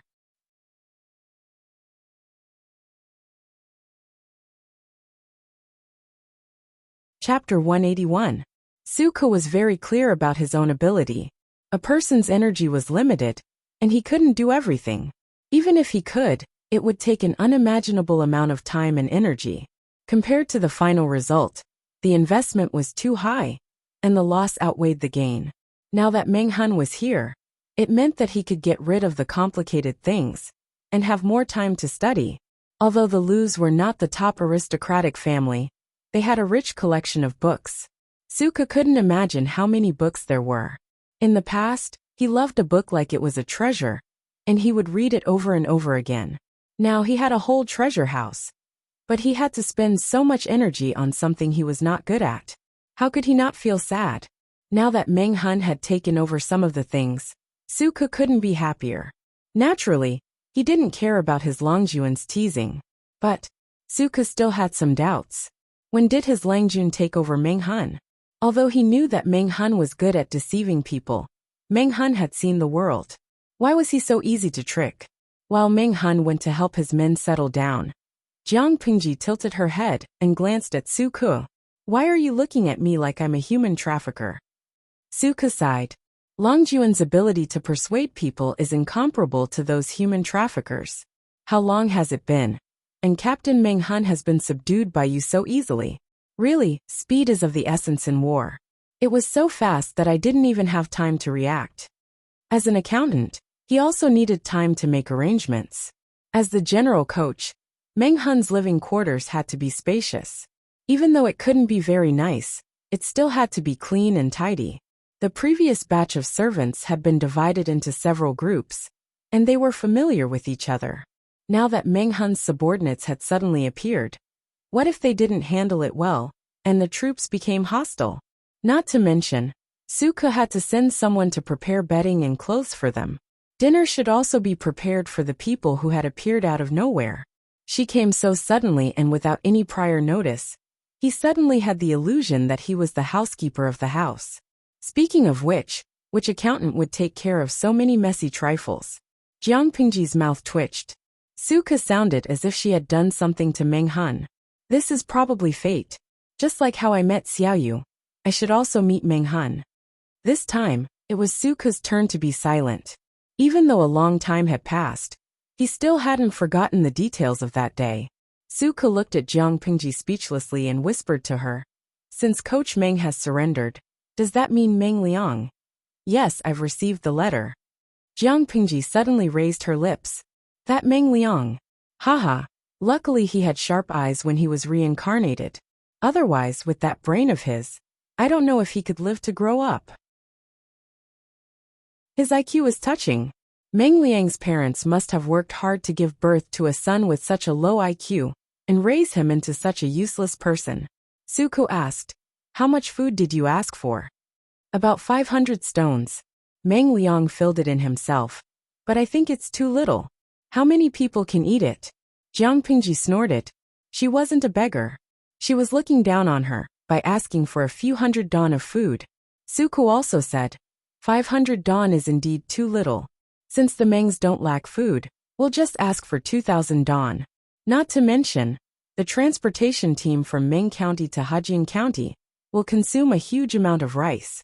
While they were talking, they had increased the original price of 500 dawn of rice to 2,000 dawn. They were so arrogant that they deserved a beating.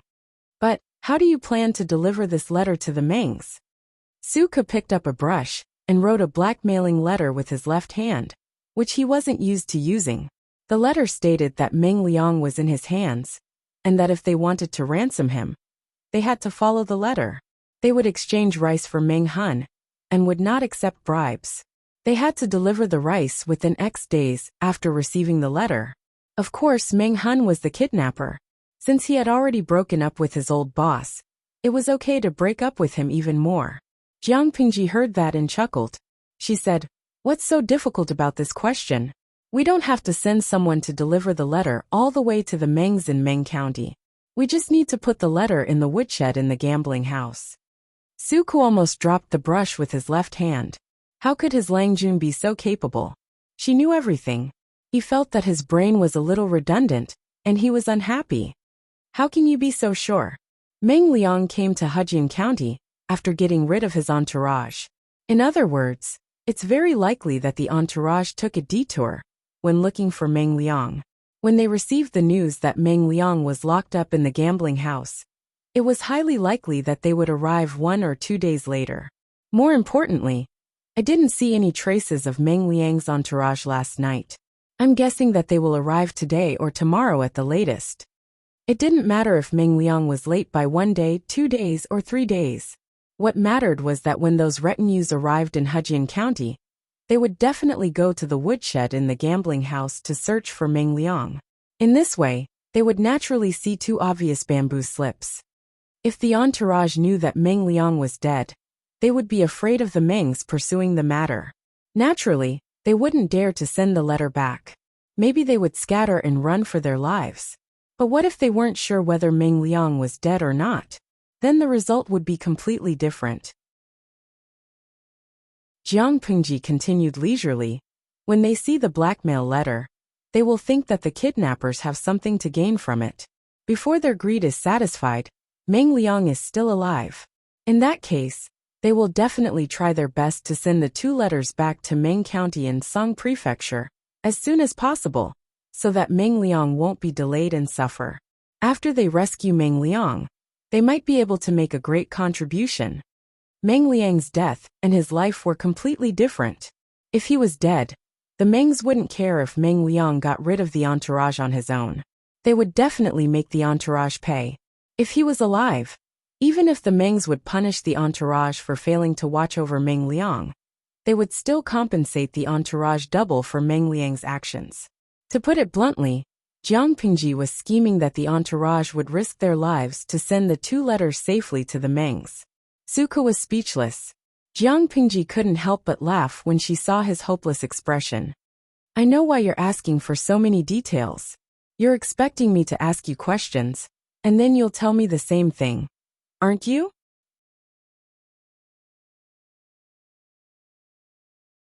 Chapter 182. Jiang Pingji raised her eyebrows and smiled. Then, I'll try to be more careful next time. Suka wanted to laugh. He had never felt so tired before. Langjun was sometimes too smart.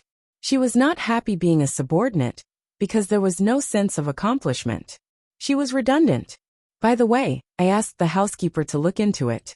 I heard that Xiaoyu has a widowed aunt. Is that true? Suka was startled by her sudden question. He answered, there is indeed an aunt. Why do you ask? I'm just asking. I can't not know who my subordinates have. Suka was suspicious.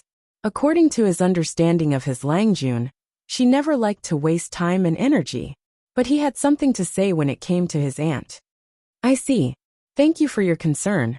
She has been a widow for many years. Her son died young. She lives alone and is quite poor. She occasionally sews or washes clothes for people to make a living.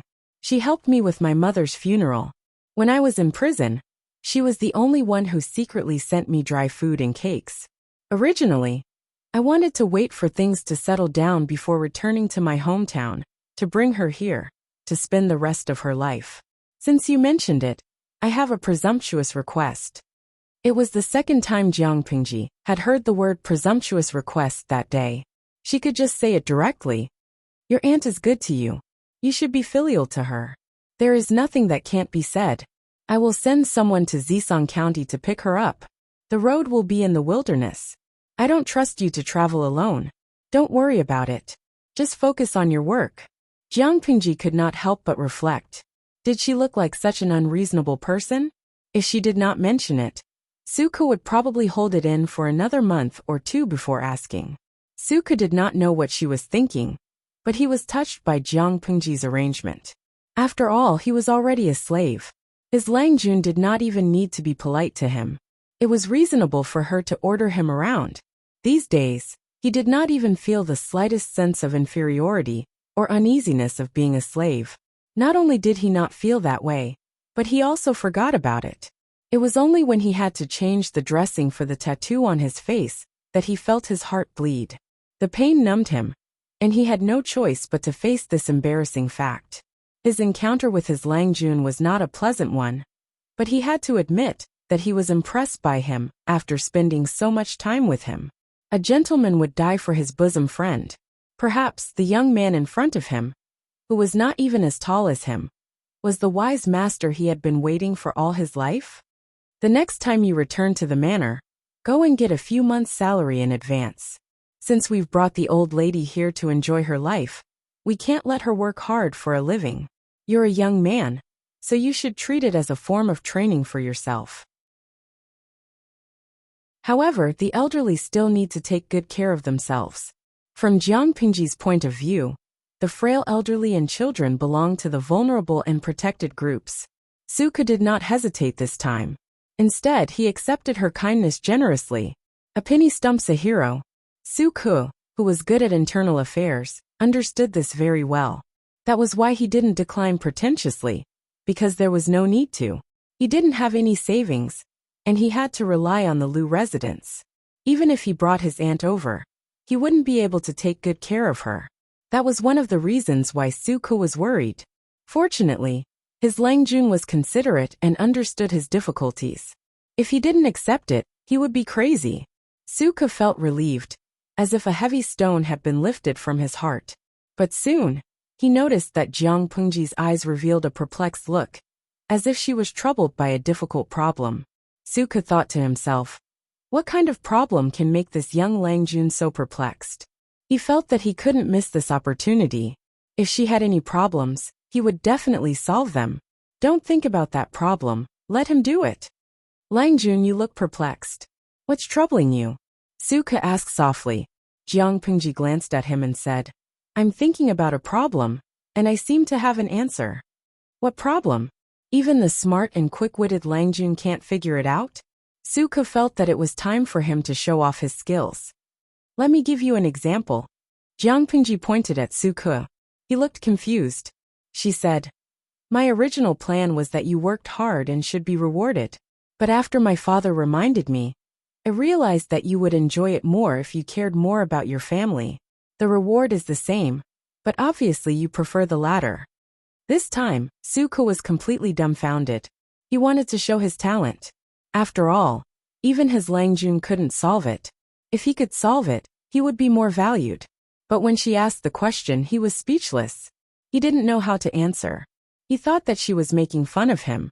But when he looked at her expression carefully, he realized that she really didn't understand. Suddenly, Suka didn't know whether he should laugh or cry. If he knew that there was a word called cute in the world, he would know how he felt just now. His Lang Jun had a strange sense of cuteness. According to Ke, this can't be generalized. It varies from person to person. Suka wasn't that harsh to Jiang Pengji. After all, she was just a 12-year-old boy. The ways of the world required not only talent, but also experience. If she didn't understand, she could teach or learn.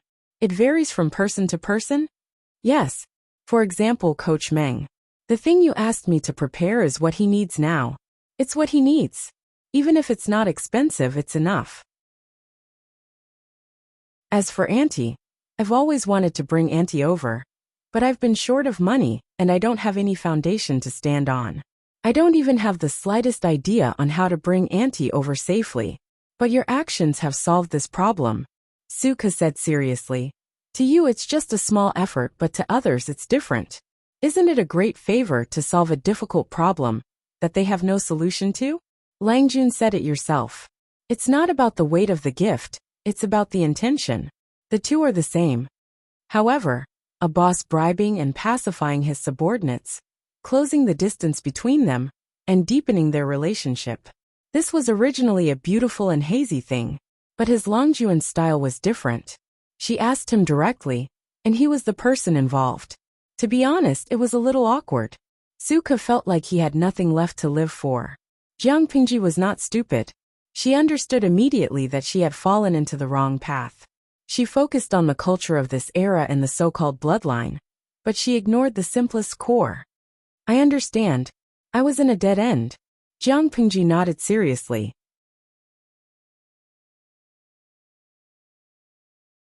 Chapter 183. Jiang Pengji felt as if she had cleared the fog and walked out of a dead end. Many things became clear to her. Of course, there was a huge difference between the two eras, but people's hearts were always the same. She had been stuck in a dead end. While she was thinking, Suka suddenly smiled and dared to tease her. It's rare that there are things that you don't know. Jiang Pengji didn't feel offended at all. After all, no one was perfect.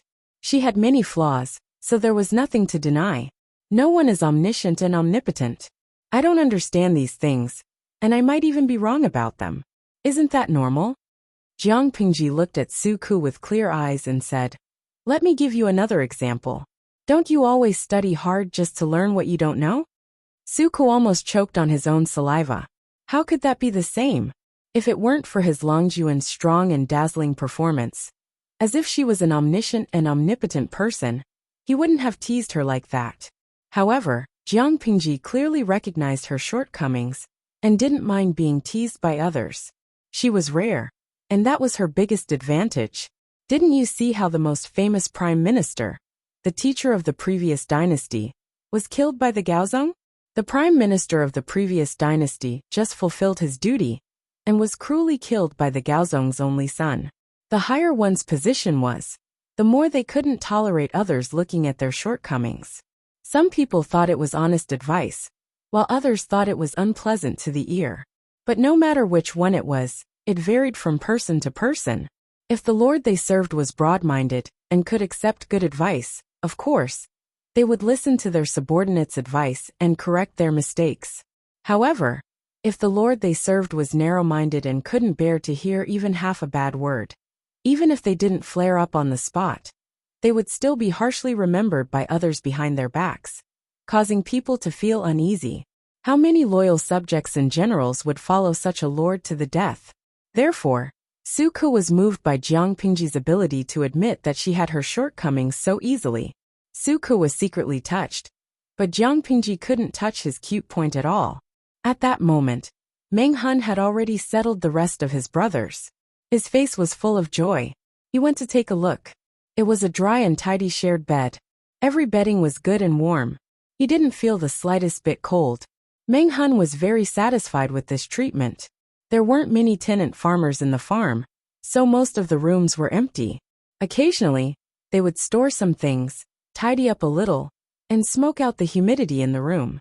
Basically, it was ready for people to live in. Su Ke had considered the situation of adding more people to the troop, so he had prepared an extra room, which was just in time to be put to use. As for Meng Hun, his residence had already been arranged by the farm's maidservant, so he should have a place to stay at night. Thank you, Langjun. Meng Hun bowed to Jiang Pingji as soon as he arrived, but she stopped him before he could kneel down. That's how it should be. Since you've chosen me, I'll at least guarantee you the most basic necessities. Jiang Pingji said calmly, and gestured for Meng Hun to sit down. You can ask Xiaoyu about the handover of the troops. I will come to the farm occasionally. If there's any shortage, just let me know. In a few days, the situation will be more tense. Remember to be careful. Meng Hun understood what Jiang Pingji meant. If the Mengs knew that Meng Liang had been kidnapped, they would be furious. By the way, after I go back, I will send my personal maid to you, Jiang Pingji suddenly said. Su Ke, who was enjoying his tea, almost choked when he heard what Jiang Pingji said. Meng Hun didn't know what to do. His face turned red and white, and he stuttered. Langjun, I appreciate your kindness, but my late wife's mourning period is not over yet, so I really can't accept you. Plus, I don't want to remarry. Jiang Pingji was confused. She looked at Meng Hun, and then at Su Ke. Then she raised her eyebrows and complained. Why are you so dirty? What kind of dirty things are you thinking about? The two of them didn't understand what dirty was. Su Ke, who was conveniently insulted by Jiang Pingji, also felt wronged. What was wrong with him? Before they could say anything, Jiang Pingji explained. My maid is here to practice martial arts. What else are you thinking? Meng Hun and Su Ke were stunned, and then they quietly lowered their heads. Su Ke was fine. He knew that his Langjun was not a decent person, but Meng Hun reflected on himself. He had forgotten that his Langjun was only 12. According to the rules of the aristocratic families, he didn't even have a room. Meng Hun was a special case of sleeping with women at the age of 11. He couldn't be compared to the other noble sons of the aristocratic families. He thought that his little Langjun probably didn't know how misleading his words were. There was a subtle awkwardness between the two of them. Meng Hun coughed awkwardly. He couldn't say that he misunderstood, that his Langjun wanted to give him his maid. But that didn't make sense. Why would he send his maid to the farm to practice martial arts with the troops? Jiang Pingji had her own plans. She didn't have much time to teach Nongqin. Or rather, she didn't have the patience to teach. She could let Nongqin learn some basic physical training from the troops. Meng Hun was a reliable person. With him watching over her, Nongqin wouldn't be taken advantage of. Jiang Pingji would give Nongqin special training from time to time. Soon, she would be able to beat those weak warriors in the troops. Whoever wanted to take advantage of her had to be prepared to be kicked in the balls. My maid likes knives, spears, swords, and halberds. It's too boring to be trapped in the inner house all day. I think it's good for her to practice martial arts if she likes it. She won't be bullied by her husband when she gets married, Jiang Pingji said seriously. What do you think? Meng Hun and Su Ke were confused. What could they say? Lang Jun cared about his maidservant and was afraid that she would be bullied when she got married. A normal person would ask someone to instill the correct concept of being a good wife and educating children for the maidservant, and let her study women's morality and needlework instead of asking her to practice martial arts. What was he thinking? If there was a conflict in the family, he could solve it with his fists? Su Ke looked like he had opened a door to a new world. Meng Hun said, Long Juan's idea is great. He was also a man with a daughter who was brutally murdered. If she could grow up safely, it would be time for him to get married in a few years. As a father, of course, he couldn't bear to see his daughter being bullied. So, even though Long Juan's idea was a bit strange, he still supported it. Su Ke looked at Meng Hun in shock. He felt like he had been rejected by the two. But Su Ke twisted his body uneasily and said, This is not a good idea. After all, the troops are all men. What should we do if the reputation of Long Juan's maid is ruined? Jiang Pingji didn't say anything.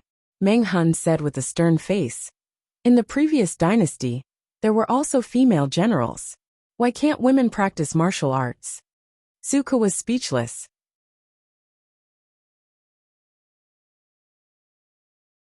Chapter 184. Although that was what Meng Hun said, he still felt uneasy. He felt that something bad would happen.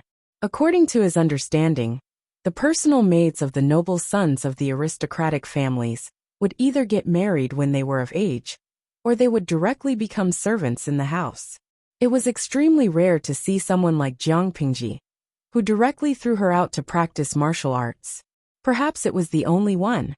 Lang Jun was still young and didn't know much about romance, so he didn't mind letting the maid learn martial arts. What if she grew up and regretted it? Meng Hun hesitated to express his concern, but he found out that Lang Jun was not ignorant at all.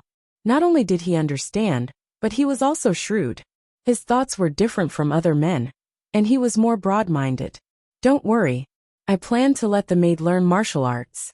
You don't have to be so nervous. Jiang Pingji shook her head and began to put on a bluffing air. It was difficult for the people of this era to understand her thoughts and persistence, so she planned to use a way that the people of this era could understand to explain her thoughts. Moreover, her fallacious reasoning could convince people. She said, I often read the books of the predecessors and read the history books. I found a very interesting phenomenon. Su Ke was interested when she mentioned the history books. He asked, Lang Jun, what did you find? Jiang Pingji said, Most women were vassals or even goods that could be bought and sold. This phenomenon was especially serious before the chaos of the 16 kingdoms. The emperor of a country had as many as 33,000 concubines and maids. Although it was an exaggeration, it showed how extravagant the emperor was at that time. On the other hand, men could not marry. In some places, brothers, uncles, and nephews even shared wives. It became a custom. Su Ke nodded. The books he read were all from the study of the Lus, so he had naturally read the content. Later, the last emperor favored the villains. He was extravagant and drained the national treasury. The 16 vassal kings occupied land and proclaimed themselves emperors. That was the beginning of the chaos of the 16 kingdoms for hundreds of years. At that time, women were robbed. During the famine, they even ate them. Su Ke had also read about this history. At that time, he felt that the era of the 16 kingdoms was too bloody and dark. The central plains were empty, and the population was less than a tenth of what it had been before the 16 kingdoms. It was so ignorant and bloody that it made one's blood boil. The poison caused by the 16 kingdoms did not return to the previous population level until decades after the founding of the Xia kingdom. Most of those famous female generals appear at this time. Jiang Pingji said, Is their value only in giving birth to children, contributing to the population, or becoming food for others? But I see something different. Su Ke shook his head and denied, Of course not. Women have contributed a lot to the increase of the population. Is that all? Jiang Pingji continued. The 16 kingdoms were established one after another. In the 6th year, bandits burned, killed, and looted in Yuxian County. Niuhua Chengpu used a stratagem to kill the leader of the bandits, and gather the remaining bandits, protecting the peace of the area. Her only value was to give birth. Suka thought for a moment and shook his head. According to the records, Changpu is a natural stone maiden and cannot bear children. However, she has a husband, and they love each other very much. There's a strange record in the Xia kingdom. There was a strange phenomenon of a golden phoenix descending to the ground in the sky of Mei County. At the same time, a baby girl was born. Everyone said that the baby girl had the name of the golden phoenix and could be the mother of the country. Xiaoyu, do you still remember the content of this record? Jiang Pingji asked again. What she said was all true history. Anyone with a bit of knowledge would understand. Langjun, you must be talking about one of the meritorious deeds in the founding of the Xia kingdom. She was as famous as Master Meng, and she was later bestowed the title of Marquis Su. Then, Jiang Pingji mentioned a few other famous women in the 16 kingdoms, or in the early days of the Xia kingdom. Finally, she said, from this, it can be seen that women can also create meritorious deeds that are not inferior to men. So why is the position of women getting closer and closer to that of the 16 kingdoms? I heard from the merchants that Zhongzhao is now promoting a book called Women's Precepts. There are 7 chapters in it, including inferiority, husband and wife, respect and prudence, women's conduct, concentration, obedience, and uncle and sister. The content is quite interesting. Xiaoyu, you can read it. Suka was speechless. Women's Precepts. It sounded like it was read by women. Why should he read it? I bought a copy of Women's Precepts from a merchant. When I finished reading it, there was only one thought in my mind. Which idiot wrote this? Jiang Pingji sneered and said. After careful investigation, it turned out that it was written by the Empress of Zhongzhao with the intention of enlightening the women of the world. There were even Confucian scholars who wrote that Master Su's behavior was immoral, and hoped that the title of Marquis Su would be revoked. When Suka heard that, he almost exploded. He said, what a pedantic scholar. How dare he do that? Master Su's bravery is no less than Master Meng of Cangzhou. If it weren't for the fact that Master Su has few children, and doesn't like disputes in the court, the Mengs of Cangzhou wouldn't be so arrogant today. Meng Hun's old boss was the Mengs. He was a little embarrassed when he heard that. Master Meng and Master Su were known as the 2 heroes of the army in those days. They were later part of the 5 generals. However, Master Meng loved wine. He drank during a march, and almost got into trouble. In the end, it was Master Su who led the army to rescue them, and prevented any losses. Therefore, the person who was most displeased with the Mengs was Master Su, who was given the posthumous title of Marquis Su. The posthumous title should have been given to him when he was alive, but Emperor Xia delayed it until he passed away, because of the atmosphere in the court and Meng Jing's reputation. But in Zhongzhao, there are many scholars who approve of this news.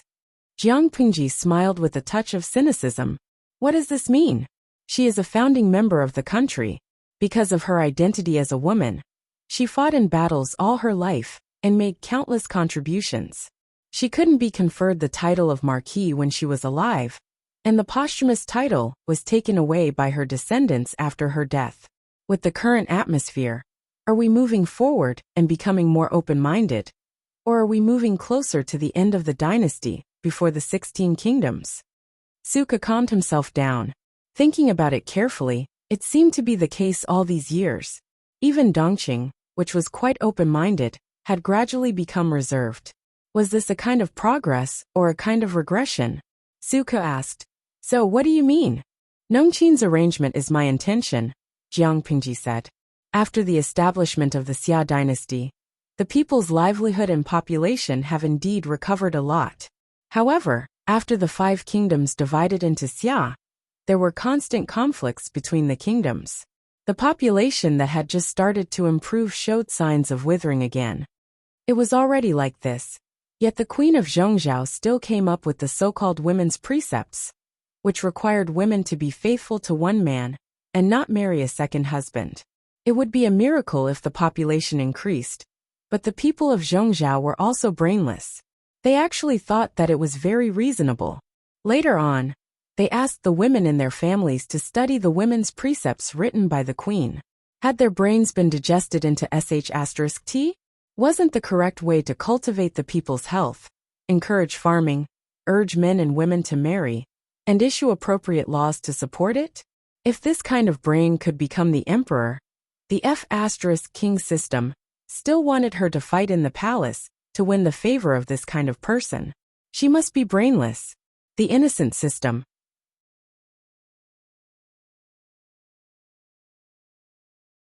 Chapter 185. Suku sighed. Dongqing also had a post-war recovery law, but some aristocratic families exploited and obstructed it, so it could not be implemented. Now there were still conflicts between the countries. The southern man and the northern borderline were eyeing each other covetously. The war was almost on the verge of breaking out. All the knowledgeable people in the world had a consensus that the world was going to be in chaos again, after a few years of stability. Thinking about the history of the 16 countries, and looking at the 5 countries that were not giving in to each other, Suku felt more and more helpless. People were like duckweed, drifting without anyone to rely on. The clear voice of the young man continued to ring in his ears, as if it had a strange charm that calmed people's hearts and souls. Young strong men died on the battlefield. If the remaining women don't have the ability to protect themselves, they will be taken back by the northern borderline and the southern man and suffer all kinds of humiliation. If they don't have children continuously, they will be treated as two-legged sheep by the livestock and be killed when they are hungry. Langjun, you mean? Although Suku was a man, he had longed for those extraordinary women in the previous dynasty for a long time and admired them wholeheartedly. Because of his admiration, it even affected his choice of future wife. His mother also had a great influence on him. She was a strong woman. Even if she lost her husband at a young age, she could still grit her teeth and raise Suku. She taught him how to be a man and provided for him to study. She was like the most common weed that would not be easily subdued despite the wind and rain, and trampled on by pedestrians.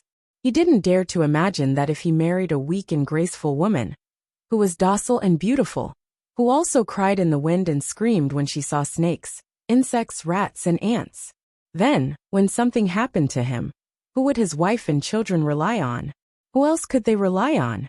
It was precisely because of this that Suku agreed with what Jiang Pingji said, even if it was a little off the mark.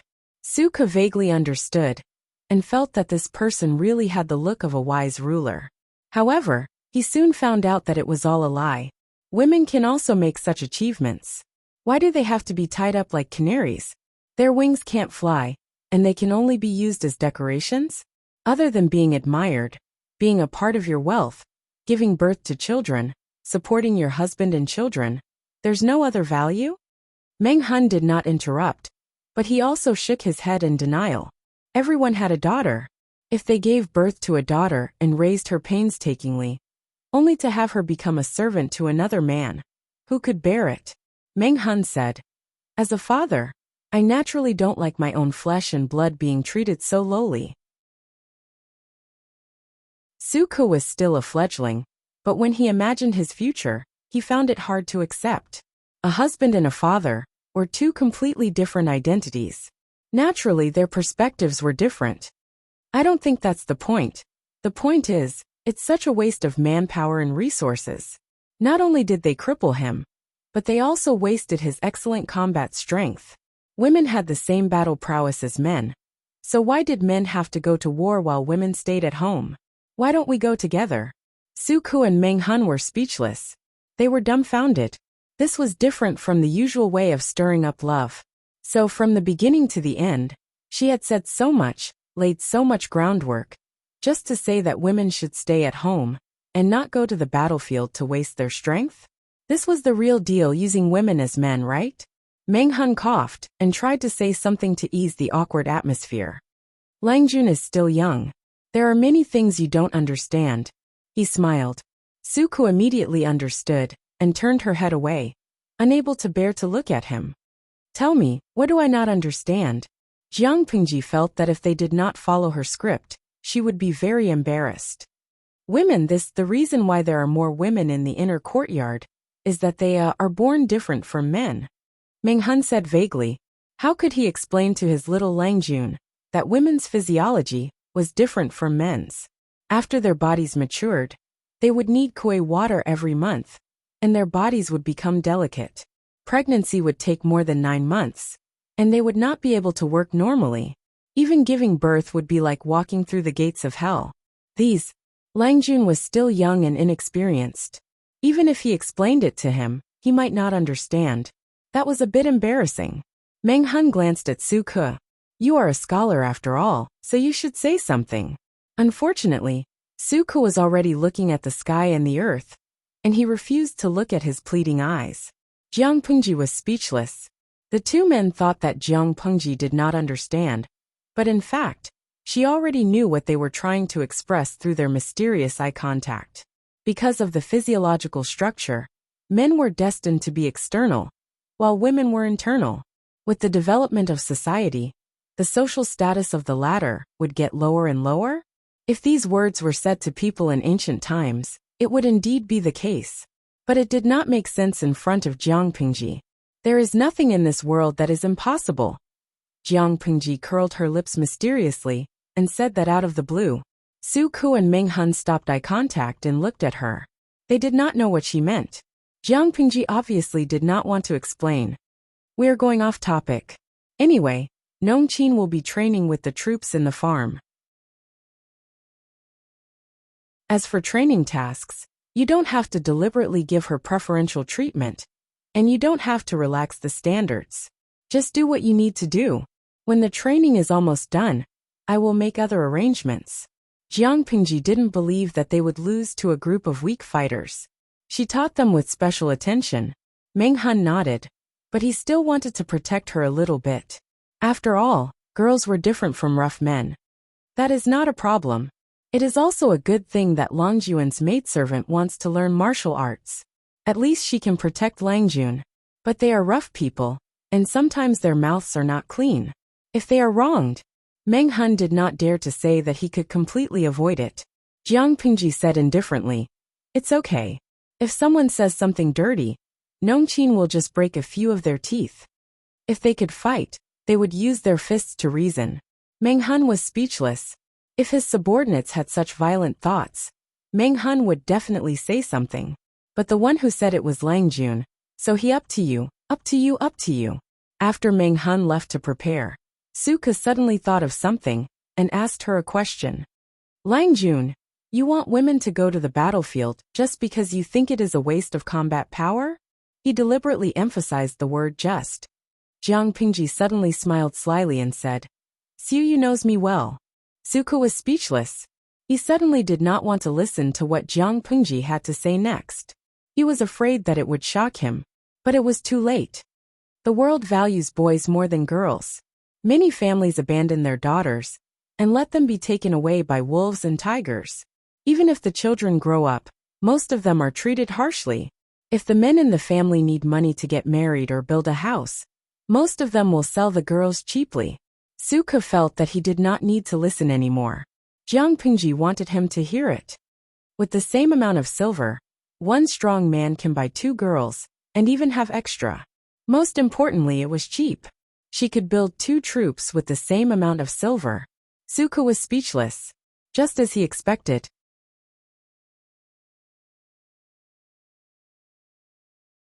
Chapter 186. These are all written by Lang Jun. I didn't expect Lang Jun to be so knowledgeable about troop training. Meng Hun held the training rules written by Jiang Pengji like a treasure. Su Ke was not used to Meng Hun's expression of admiration, so he gave him the original draft that Jiang Pengji had written before. The training content could be called torture by Su Ke. Naturally, it was inhumane. Meng Hun glanced at it and put it down quietly. He would rather read the revised version. Coach Meng, if there's anything you don't understand, you can come to me at any time. Meng Hun was a tactful person. Su Ke handed over the work easily, so the mental preparation he had done before was not put to use. Of course, I'll have to trouble Xiao Yu when the time comes. Meng Hun cupped his hands and smiled. He liked Su Ke a little more. Civil and military were 2 different fields. As a scholar, Su Ke was not familiar with training, but he was very meticulous in his work.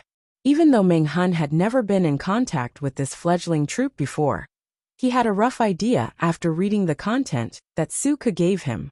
They were in the same camp, but they were not familiar with each other, so they did not talk about anything other than work. Suke was young, but he was talented and had a high level of comprehension. He learned a lot from Meng Hun's conversation. He was good at internal affairs, so he specialized in that area. He was very interested in the wartime food transportation that Meng Hun mentioned. As the saying goes, before the troops move, the food and fodder move first. A good logistics transportation line could decide the outcome of a war. His Longjuan's ambition was not limited to that.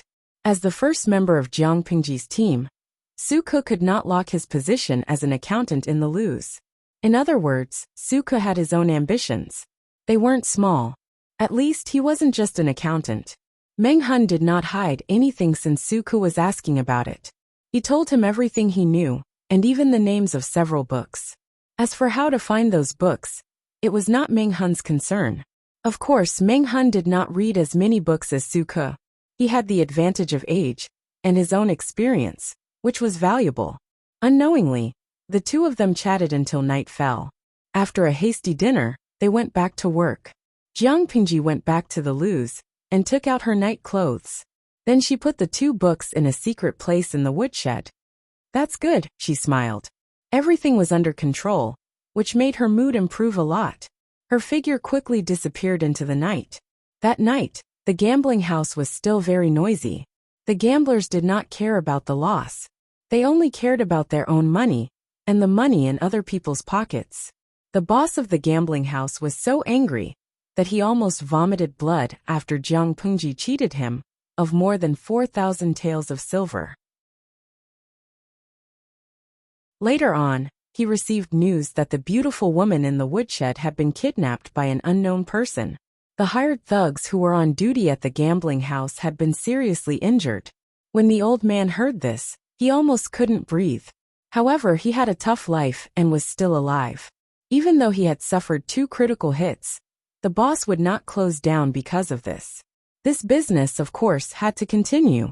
This casino was his property in Hejing County. If it was closed, how much silver would he lose in a day? The boss's face was ashen as he swallowed the blood and broken teeth. He hired a doctor to treat the injured thugs and bought some medicine. After giving them a small sum of money, he sent them home to recuperate. The security of the casino was temporarily handed over to the thugs, who were not on duty that day. Big, big, big, big. Small, small, small, small. This time it must be small. Voices rose and fell one after another, filling the lobby on the first floor of the gambling house. The banker was smiling on the surface, but he was nervous on the inside. He opened the dice cup. 3 sixes. It was still a leopard. The dealer was a killer. At that moment, many gamblers who had lost their minds started to complain that there was a shady deal going on in the gambling house. Why is it a leopard again? This is the 3rd leopard tonight, right? I have lost 20 taels since I came in. The last one was 3, 1, and now it's 3, 6. Who would believe that there is no shady deal? That's right. The money I earned from selling 2 acres of land has been taken away. Faced with the ruckus of the gamblers, the banker sneered coldly in his heart. A bunch of fools. The gambling house was a place where gamblers were emptying their pockets. How could there be no shady deal going on? How could the dealer have won so many times without any shady deal? Weren't they stupid? The dealer saw that the gamblers were getting out of control. Some thugs came forward with sticks and threatened them. The hot-headed gamblers became as obedient as a quail. How could an ordinary person beat a thug with a thick stick with his bare hands? The dealer said calmly, "If you are unlucky, go pray to the god of fortune. If you lose, it's your bad luck. Don't blame the gambling house. What kind of place do you think the gambling house is? If you win, you lose. If you don't win, you have to be arrogant, right?" In fact, the dealer was also in a dilemma. He had lost too much money, and no one was making money. Even the stupidest gamblers would be vigilant. But what could he do? The gambling house had been cheated of so much money. The boss naturally continued to exploit the gamblers. In the past, he only occasionally pulled wool. Now he planned to shave all the wool off the fat sheep. If you want to gamble, go. If not, get lost. The dealer waved his hand in annoyance. The gamblers looked at each other. In the end, no one left. They continued to hold on to the idea that they could make a comeback in the next round and earn back the money they had lost. They continued to indulge in this cruel trap. The dealer saw that they had surrounded the gambling table again. He snorted coldly in his heart. Despicable. The gambling house was still noisy and lively. The roars were mixed with the ecstasy of making money. It continued until dawn. Early in the morning, the leaves of grass were covered with mist. The city gates had not opened. Many people had gathered outside the city. Many of them had brought the vegetables they had harvested from their fields. With a creak, the city gates opened. The people began to line up and enter the city one by one. Thump, thump, thump. The crisp sound of horse hooves came from afar. The people at the end of the line were carefully counting the eggs in their baskets. These were laid by their big hen. They had saved up for a few days to gather these few catties. They were waiting to sell them at a good price at the market to subsidize their family. Get out of the way. The people had already moved aside when they heard the horse hooves.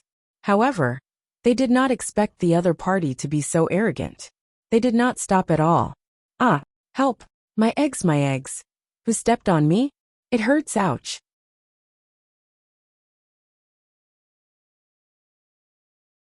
Chapter 187. Those who were lucky enough to escape fell to the ground, while the unlucky ones were trampled by the hooves of the horses. Immediately, a middle-aged woman was trampled on the left side of her chest. After the sound of bones breaking, her chest caved in. Blood flowed from her mouth and she died. The guards at the gate noticed the commotion and stepped forward to stop it. The 20 or 30 strong men on horseback took out a token from their waists. Who dares to stop the Mengs? Let them in. Hey, they were so stubborn. The guards had seen arrogant people, but they had never seen anyone who dared to kill people on horseback and still dared to announce their family name. Even if they were from the aristocratic families, they still cared about their face. How could they be so arrogant and rude? Stop them. Stop them all. The head of the guards was unhappy. This kind of thing had happened so early in the morning, and several lives had been lost. If he let the murderer go just like that, he would be charged with a crime, and he would not be able to keep his position. I have never heard of anyone with the surname Meng in Hejin County. Arrest them. However, before the guards got close, the one who had trampled people to death on horseback blinded the guard with a whip. I am from the Mengs in Meng County, Tsangzhou. How dare you? The Mengs? The Mengs, one of the 4 noble families in Dongqing and the real emperor of Tsangzhou? The leader of the guard's expression changed several times. Finally, he forced a smile. Oh, I understand. May I know the reason why you have come? Breaking into the gate and trampling people to death? Did they really think that Hejin County was the same as Meng County in Tsangzhou? Cut the crap and let us into the city. Otherwise, we will kill you. The whip in his hand cracked in the air, forcing the leader of the guards to take a step back. Just like that, the group of people casually rode their horses away. Above the gate, the soldiers had already drawn their bows and arrows, waiting for the order to shoot. The leader of the guards was livid. He raised his hand to stop them. If they were really from the Mengs, they would be in trouble if they hurt them. If they were not from the Mengs, they wouldn't dare to be so arrogant in Hejin County. However, they still had to send someone to follow them, who knew what they were up to. Facing the people lying in pools of blood, and hearing the moaning and groaning in his ears, the leader clenched his fists and punched the city wall in anger. Report this matter to the prefectural governor, then send the injured to the medical center. Record everyone's loss and those who died tragically. Send these to the prefectural governor and let him decide. The Meng family of Tsangzhou, they've gone too far. Early in the morning, there were already wails and cries outside the city gate. Back to the other side. After the group entered the city, they immediately galloped on the streets. Fortunately, the market had not opened yet, and there were not many pedestrians, so it was easy to avoid them. Do you know where the Fulai Casino is? The leader stopped his horse in front of a passerby who obviously hadn't slept all night. The horse's hooves were raised high and almost fell on the man. The man was so scared that he was no longer sleepy. He felt as if he had taken a stroll through the gates of hell. His back was drenched in cold sweat. I know. Under the threat of the horse's hooves, the passerby was so scared that he fell to the ground. The passerby was the gambler who had gambled all night in the Fulai casino. His eyes were bloodshot, his face was pale, his lips were pale, and his eyes were heavy. From afar, he looked like he was walking on air. You know? Good that you know. Take us there quickly, or you'll be whipped. The leader was overjoyed, and the dozens of strong men behind him also revealed relaxed expressions. They didn't expect to be so lucky that they caught a person just after they entered the city gate, and he happened to know the Fulai casino. Thinking of Meng Liang, who had been missing for a long time, they couldn't help but feel nervous. They didn't want to escort him to Shangjing to hide. After all, Meng Liang's bad temper was well known. He was also a little lecher. Anyone who was targeted by him, no matter male or female, no matter how good-looking they were, could escape from his claws. The lucky ones survived, and the unlucky ones were beaten to death directly. Thinking that the family head, Meng Zhan, wanted him to be the heir of the family, many elders in the family felt a little disappointed. The Mengs was so glorious. If it was handed over to a playboy like Meng Liang, wouldn't it be over? How could he support a family with his little ability? In contrast, the eldest Lang Jun, who had no sense of existence, was more popular. Unfortunately, he was far away in Shangjing to study, and he wouldn't come back even once a year. He had almost no contact with the Meng's subordinates, and he didn't even write a letter to his family. Thinking of this, people could understand. Meng Liang had a son who didn't even have a son. How could he be more likable than Meng Liang, who was sweet and filial? However, it was strange that they were both sons of the same mother. The second Lang Jun, Meng Liang, was useless, while the eldest Lang Jun, Meng Hung, was educated and polite. It was said that he was quite famous in Shangjing. He was going to be evaluated this year, and it was estimated that he would get a good result. Putting away the unnecessary thoughts, the leader threatened the gambler to lead the way. The gambler had no choice but to lead the way in fear. The knife on the man's waist was real, and the whip in his hand was still dripping with blood. He didn't want to die. Is this the place?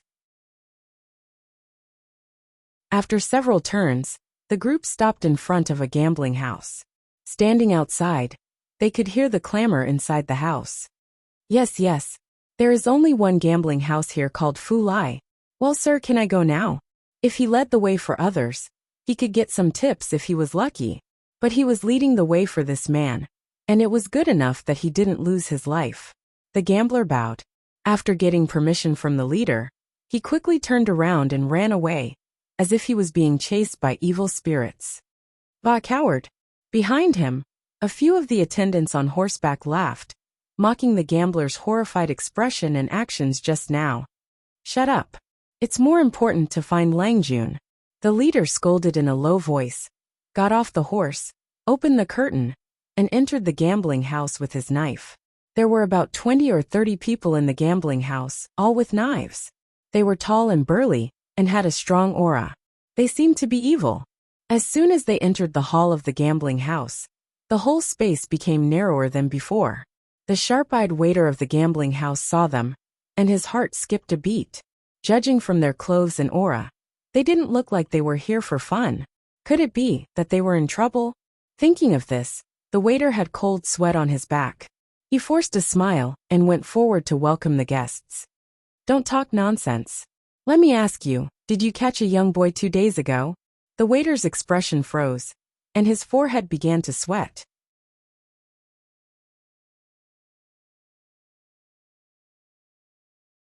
Chapter 188. Don't play tricks with me. Speak. Did you catch a very good-looking young boy here? The leader was experienced and knowledgeable. How could the waiter's thoughts escape his eyes? He immediately brandished his whip to demonstrate his power. With a loud crack, the sturdy gambling table broke into pieces. The gambler who could not dodge in time was whipped. In the next second, a frightening line of blood seeped through his clothes, scaring everyone away. There was only a broken gambling table left on the ground, and a gambler who was holding his waist, blood oozing out from between his fingers. If you don't tell the truth, I'll let you all have a taste of being whipped later. Let me ask you one more time. Did your gambling house capture a very good-looking young man a few days ago? Speak, did you catch him? The whip in the man's hand was extremely thick, about the thickness of 2 fingers of an adult. There were many fine and dense barbs on the long black whip. The tail of the whip was strung with more than 20 thin blades. With this kind of whip, it did not require much strength to whip someone until they bled profusely. If one used more strength, they might not even be able to withstand a single whip and directly die. The waiter was relatively close to the leader, so he could clearly see the blood dripping from the barbs on the whip. He was immediately scared out of his wits. This little one.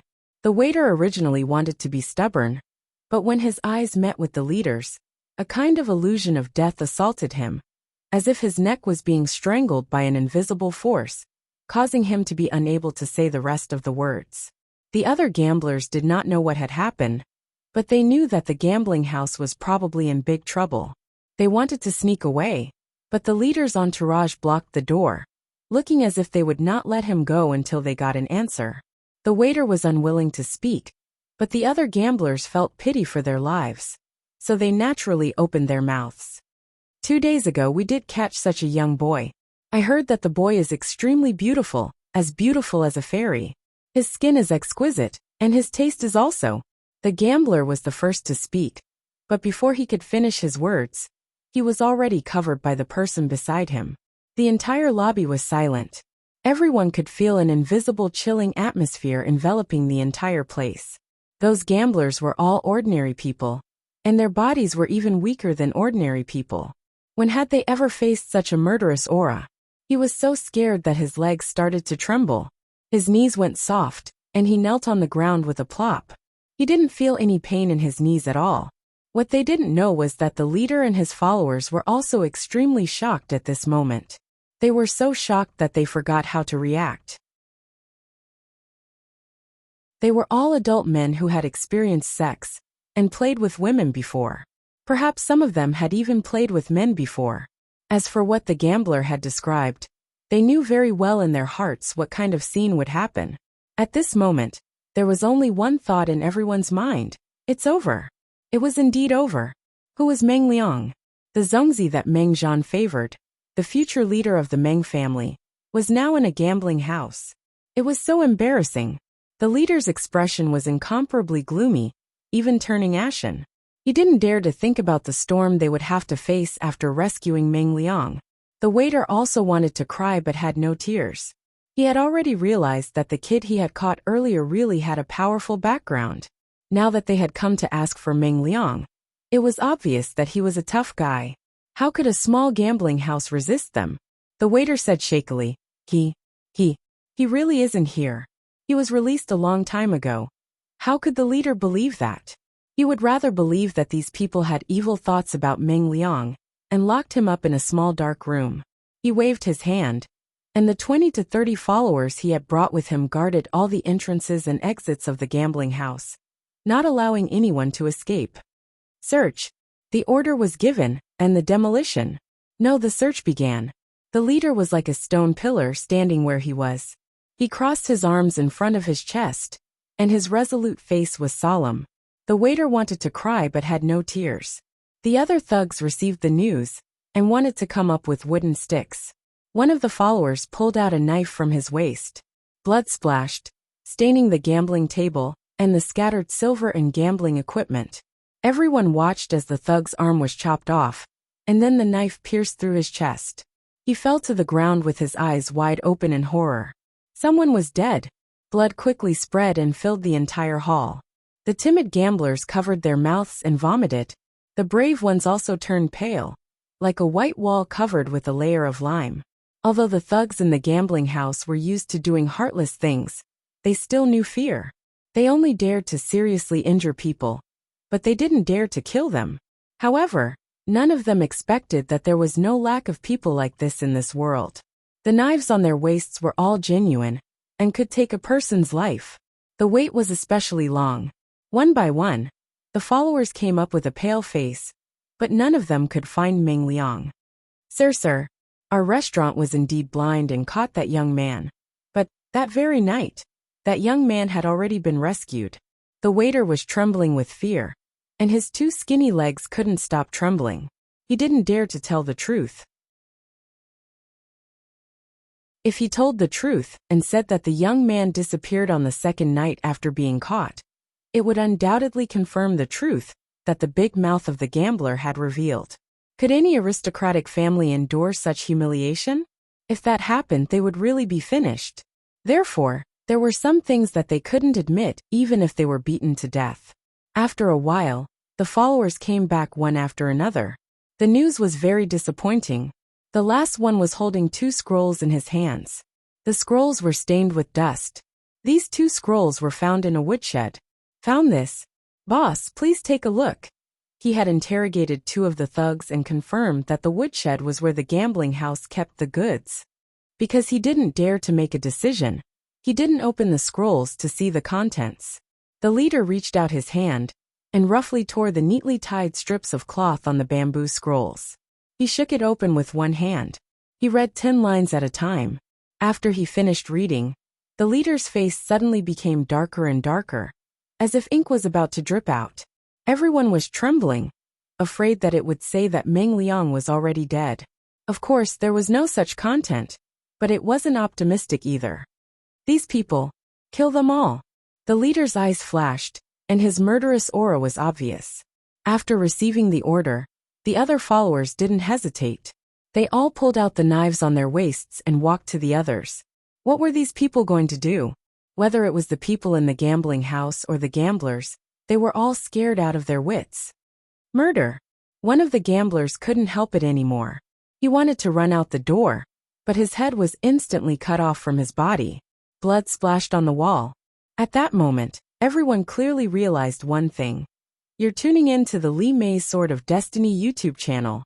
We're so grateful for your support, and don't forget to subscribe to join us on this incredible journey through captivating stories. Your generosity through donations truly makes a world of difference, as it's the primary source of revenue that allows me to expand and enhance this channel for you. Thank you from the bottom of my heart for being a part of this adventure.